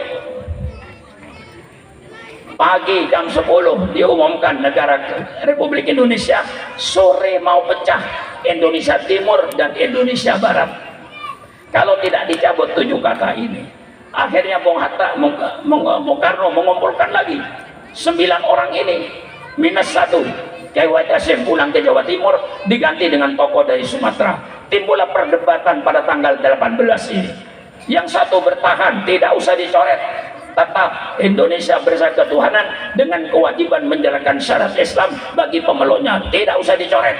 Ini sudah ditandatangani oleh tokoh agama dan tokoh nasionalis. Tapi Bung Hatta mengatakan kalau tidak dicabut maka Indonesia akan pecah jadi 2. Dikhawatirkan segera dia mengumumkan proklamasi sendiri. Akhirnya diputuskan cabut 7 kata ini, diganti dengan Maha Esa. Jadi Pancasila tanggal 17 dengan tanggal 18 berbeda. Pancasila tanggal 17 negara berdasarkan ketuhanan yang berdasarkan ketuhanan dengan kewajiban menjalankan syariat Islam. Tanggal 17 berubah. Republik Indonesia berdasarkan ketuhanan yang Maha Esa, titik. Kalau seandainya ulama tadi bertahan tidak mau mencabut 7 kata, maka NKRI tidak ada. Ini pada pejabat pemerintah supaya tahu, pada militer supaya tahu, inilah Islam. Bukan saya ngaku-ngaku. Kalau seandainya waktu itu tidak mau mencabut 7 kata, Republik NKRI nggak ada. Maka Pak Alamso mengatakan ketika jadi Menteri Agama, Pancasila itu hadiah umat Islam terbesar untuk bangsa Indonesia ini. Masa yang ngasih hadiah dicurigai? Yang dicurigai yang terima hadiah. Kan begitu kira-kira Pak Sultan. Yang dicurigai yang menerima hadiah. Dipergunakan untuk apa hadiah itu? Nah, kami umat Islam, ini resmi pernyataan Pak Alamsah ketika Menteri Agama, Pancasila adalah hadiah umat Islam terbesar untuk negara ini. Subhanallah, subhanallah. Maka ini saya tawarkan peradaban Islam. Kalau dapurnya bangsa Indonesia memakai peradaban Islam, korupsi tidak ada, sogok menyogok tidak ada, suap menyuap tidak ada, ngurangin timbangan penipuan dalam ekonomi tidak ada. Karena apa? Tidak boleh ada rezeki yang lewat di tenggorokan bangsa Indonesia kecuali rezeki yang halal. Bagaimana pemerintah mau memberantas korupsi? Bagaimana pemerintah mau memberantas sogok menyogok? Bagaimana pemerintah mau menghapuskan kecurangan ekonomi kalau bangsa Indonesia pikirannya yang penting perutnya kenyang, halal haram sama saja, hak batil sama saja, yang penting perut saya kenyang, hancurlah negara ini. Bagaimana? Mantap. Mantap. Itulah saya walaupun tidak sehat 100% memaksakan diri untuk tetap mengarungi Nusantara ini. Iya, Pulau Madura dari Sumeneb sampai Bangkalan sudah maulid saya. Jawa Timur dari Malang, Pasuruan sampai Probolinggo saya sudah maulid. Jawa Tengah, Jawa Barat saya maulid. Kalimantan Selatan duluan dari Kalimantan Barat. Nah, Kalimantan Barat ini sebenarnya jatah saya ke Singapura. Karena ke Singapura belum diizinkan mengadakan maulid secara internasional, hanya boleh untuk orang Singapura saja karena COVID-nya katanya belum begitu dipercaya gitu. Jadi orang dari luar negeri, karena kalau maulid di Singapura itu bukan orang Singapura, Malaysia saja, Indonesia, dari negara Timur Tengah datang semua, dari Afrika, dari Amerika, dari Inggris menghadiri maulid di Singapura itu. Nah, karena waktu itu di Singapura saya nggak bisa karena maulidnya belum diadakan secara internasional, baru diadakan untuk orang Singapura saja. Maka alhamdulillah, seandainya tidak, ya nggak ke Pontianak saya. Jadi ada halnya. Nah, inilah peradaban Islam dalam ekonomi. Insya Allah peradaban yang paling indah. Saya tawarkan kepada bangsa Indonesia ini, mari kita musyawarah, mari kita berdiskusi. Jangan karena datang dari Islam ditolak, itu akalnya nggak sehat. Karena yang datang dari Islam tolak, itu namanya akal tidak sehat. Mari kita bermusyawarah, mari kita duduk bersama, mari kita minum kopi bersama. Peradaban mana yang paling indah, kita pilih peradaban yang paling bagus. Insya Allah menurut Syukran Ma'mun, peradaban Islam lah yang datang dari Allah yang paling bagus. Bu, pernahkah ibu nyuci beras?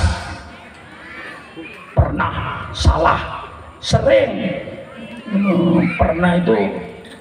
Kalau saya tanya, Bu, pernah ke Palembang? Pernah pakai 2 kali, betul.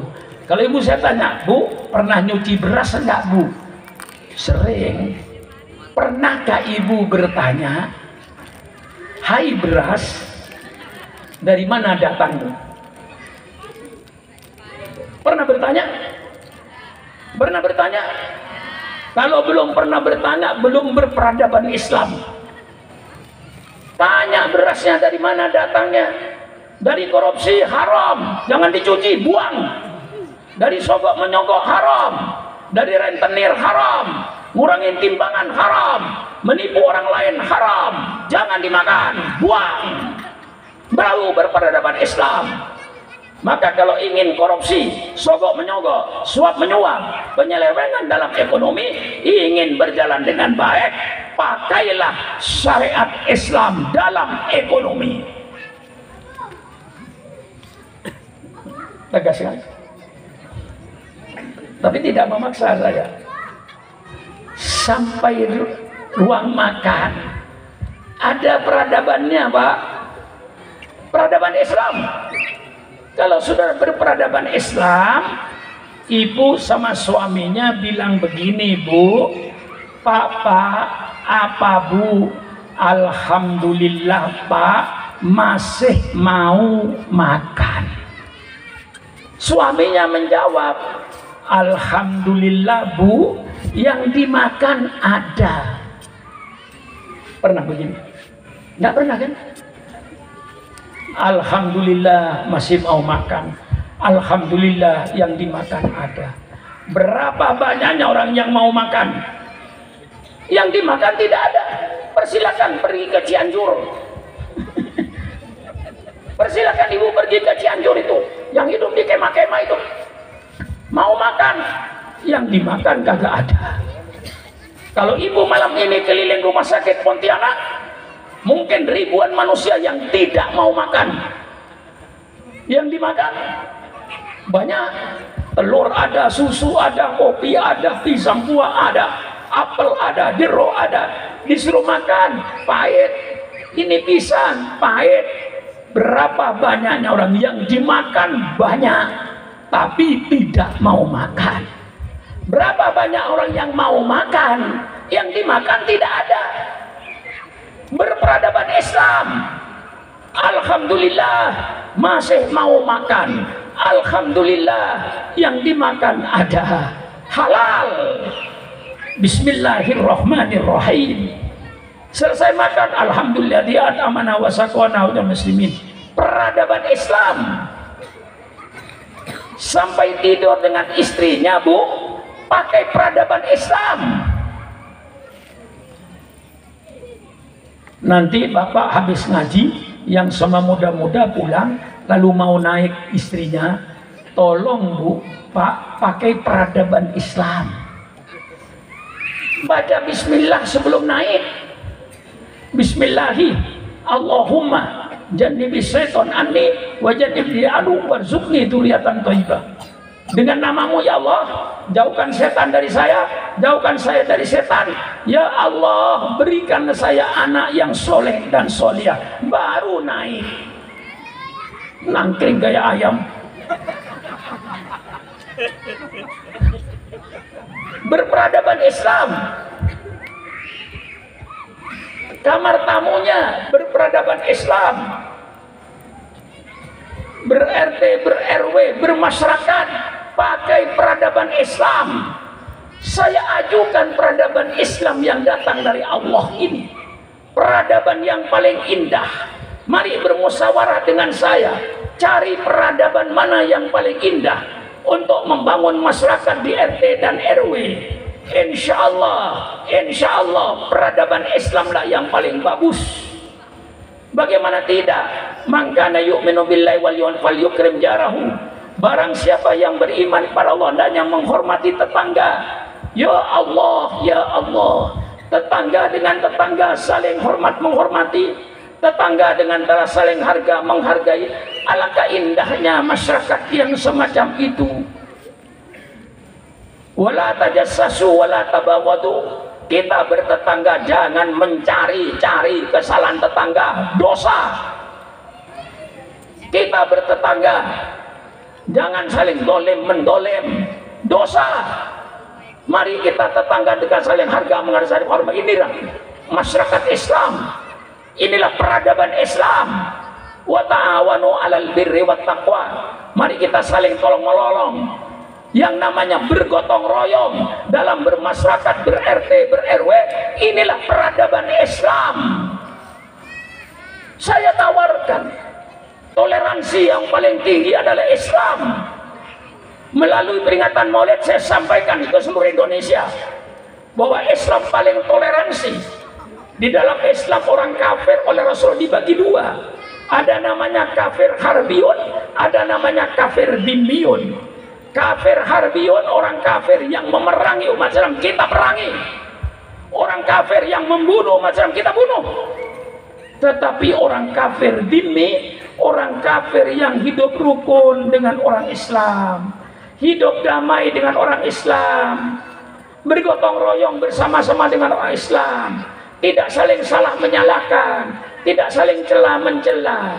Orang non muslim semacam itu oleh Rasul disebut kafirun dhimmiyun, orang kafir yang wajib kita lindungi. Jadi orang non muslim yang hidup dengan orang Islam hidup rukun damai, saling hormat menghormati, saling hormat menghargai, maka umat Islam berkewajiban melindungi jiwa mereka, melindungi harta mereka, melindungi kehormatan mereka. Alangkah indahnya Islam ini di dalam bermasyarakat, di dalam bertoleransi.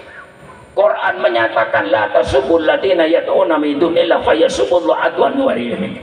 Jangan kau menghina orang-orang yang menyembah kepada selain Allah, karena nanti mereka akan menghina Allah, timbullah permusuhan. Subhanallah. Alangkah indahnya toleransi agama dalam Islam ini. Tolong agama lain sejauh mana toleransinya, tunjukkan dengan toleransi Islam ini. Maka saya berani berdiskusi, saya berani sejauh mana toleransi dalam Islam ini. Toleransi dalam Islam ini, hidup kita saling hormat menghormati antar umat beragama, saling harga menghargai antar umat beragama, hidup rukun dan damai antar umat beragama, saling tolong menolong antar umat beragama. Tapi bukan berarti membenarkan semua agama, membenarkan semua agama kafir, murtad. Jelas keterangan saya ini.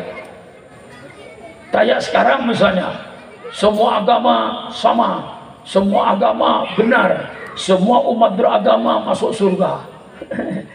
Yang sholat subuh masuk surga, yang tidak sholat subuh masuk surga, surganya sama. Milih yang mana?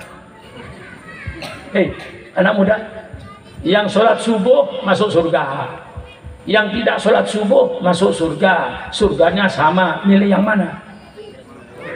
Hah? Milih yang mana? Milih sholat? Goblok. Milih nggak sholat. Mengapa milih sholat? Kalau yang sholat subuh masuk surga, tidak sholat subuh masuk surga juga. Ya milih nggak sholat. Inilah pemurtatan melalui intelektual, melalui logika untuk memurtadkan umat Islam ini. Yang puasa Ramadan masuk surga, yang tidak puasa Ramadan masuk surga juga. Surganya sama. Milih yang mana? Tidak puasa. Milih yang nggak puasa. Inilah pemurtatan secara intelektual yang kita tidak merasa bahwa ini pemurtatan. Di dalam Islam toleransi itu hidup rukun, hidup damai sesama umat beragama, saling hormat menghormati, saling harga menghargai, tapi bukan berarti membenarkan semua agama, membenarkan murtad. Nah, ini peradaban Islam. Masih panjang peradaban Islam ini. Peradaban Islam dalam ekonomi, peradaban Islam dalam bertani, peradaban Islam dalam politik. Ini yang kadang-kadang kiai-kiai pada takut. Dulu yang melarang kiai bicara politik itu Belanda. Kalau sekarang ada orang melarang kiai bicara politik, itu berarti orang itu sisa-sisanya Belanda. Kita wajib bicara politik. Politik itu bukan suatu kejahatan. Ilmu politik, ilmu yang mulia. Oleh sebab itu pemerintah mengadakan fakultas sosial politik. Kalau politik itu jahat, tolong pemerintah tutup semua fakultas sosial politik. Politik itu tidak jahat. Politik itu bagus. Ilmu politik, ilmu yang mulia. Ilmu politik itu adalah suatu ilmu yang mempelajari bagaimana cara mengatur suatu negara. Kalau saudara mau mengatur negara, ngaji dulu ilmu politik, baru. Nggak pernah ngaji ilmu politik memimpin negara, ya arogan. Dalam Islam ada al-ahkamul as-sultaniyah, hukum tata negara menurut Imam Mawardi, kitabnya ada. Al-ahkam as-sultaniyah menurut Imam Abu Ya'la Madzhab Hambali. Ada lagi fiqh siyasah yang disusun Imam Ibnu Taimiyah. Ada lagi yang modern, fikih daulah, fikih bernegara, yang disusun Profesor Dr. Kordowi yang 2 bulan yang lalu meninggal dunia di Mesir. Ini kitab-kitab politik yang isinya bagaimana cara mengatur negara menurut wahyu ilahi. Nah, jadi ilmu politik itu ilmu yang sangat mulia. Yang jahat itu bukan politik, yang jahat itu pelaku politik. Siapa pelaku politik? Pelaku politik mulai wali kota, bupati, gubernur, presiden, menteri, anggota DPR, pejabat tinggi negara. Itu semuanya pelaku-pelaku politik. Yang jahat itu diantaranya pelaku-pelaku politik. Pelaku politik yang baik banyak, pelaku politik yang jahat banyak. Betul kan? Buktinya berapa puluh bupati yang masuk penjara, berapa puluh gubernur yang masuk penjara, berapa menteri yang masuk penjara, berapa ratus orang anggota DPR yang masuk penjara. Itulah pelaku-pelaku politik yang jahat. Nah, kita menginginkan pelaku-pelaku politik yang berakhlak. Innama bu'itu liutammima makarimal akhlak. Saya diutus oleh Allah untuk menyempurnakan akhlak. Jadi kalau ditanya intinya, kata kuncinya, mengapa Islam bicara soal rumah tangga? Supaya anggota rumah tangga, suami, istri, anak berakhlakul karimah. Mengapa Islam bicara soal ekonomi? supaya pelaku-pelaku ekonomi yang ada di pasar-pasar, di toko-toko, di pabrik-pabrik itu semua pelaku ekonomi, supaya pelaku ekonomi ini orang-orang yang berakhlak, orang-orang yang bermoral. Jangan sampai pelaku-pelaku politik, pelaku ekonomi ini bajingan-bajingan yang bermental preman. Hancur negara ini. Mengapa Islam bicara politik? Supaya pelaku-pelaku politik ini orang-orang yang berakhlak, orang-orang yang bermoral. Jangan sampai pelaku-pelaku politik orang yang tidak berakhlak, orang yang tidak bermoral. Apalagi kalau politiknya itu berakhlak bajingan, suka membunuh orang. Lambah hancur negara ini. Bagaimana? Mantap? Mantap? Mantap. Ini sudah bicara mulai WC sampai presiden. Pidato saya ini, ya Allah, 2 jam lebih. 2 jam lebih saya pidato ini. Ya, saya terjebak dengan ketenangan saudara itu. Karena saudara yang duduk itu sampai di masjid itu semuanya tenang, saya tertipu dengan ketenangan Anda. Jadi saya lalu ikut tenang pidato itu. Coba misalnya Bapak, satu berdiri pergi, satu berdiri pergi, ibu berdiri pergi, ibu berdiri pergi, mesti saya berhenti. Daripada saya ditinggal sendirian di sini. Karena ibu tenang, bapak tenang, saya ikut tenang. Nah ini sudah 2 jam setengah saya pidato. Dari jam 8 lebih sedikit saya pidato. Sekarang jam setengah 11. Jam saya, nggak tahu jam saudara. Nah, inilah saudara-saudara peringatan Maulid dengan pidato soal pesantren. Sudah saya kemukakan tentang pesantren dan tentang Maulid Nabi. Dilahirkan Nabi ini untuk menyempurnakan agama Islam, bukan mengadakan agama baru. Islam bukan agama baru yang dibawa oleh Nabi Muhammad, salah. Islam itu agama yang sudah dibangun sejak Nabi Adam, Nabi Nuh, Nabi Ibrahim, Nabi Ismail, dan nabi-nabi sebelumnya. 24 Rasul sebelum Rasulullah yang membangun Islam. Rasulullah Nabi yang ke-25 sebagai Nabi penutup, dengan Al-Quran diturunkan lengkap sempurna, mengatur ekonomi, mengatur pertanian, mengatur rumah tangga, mengatur politik. Mari bicara dengan syukuran makmun soal politik Al-Quran. Mari bicara dengan syukuran makmun soal politik menurut sunnah Rasulullah Sallallahu Alaihi Wasallam. Politik yang indah, politik yang jujur, politik yang damai, yang penuh dengan keberkahan. Bukan politik yang penuh dengan hoax, kebohongan. Jangan politik yang hanya dengan merekayasa pencitraan, seolah-olah pemimpin itu senang dengan rakyat, lalu masuk selokan. Misalnya pemimpinnya, calonnya makan di warung Tegal misalnya. Subhanallah, itu penipu-penipu. Maka saya nyatakan calon-calon pemimpin yang merekayasa pencitraan itu calon-calon penipu. Tidak usah membuat pencitraan. Pencitraan datang dengan sendirinya, tergantung pada perbuatannya. Inilah barangkali dari saya dalam rangka hari ulang tahun pondok pesantren yang kedua, tapi sudah bagus kayak begini. Alhamdulillah, alhamdulillah. Mudah-mudahan pondok ini menjadi pondok yang bermanfaat bagi bangsa dan negara.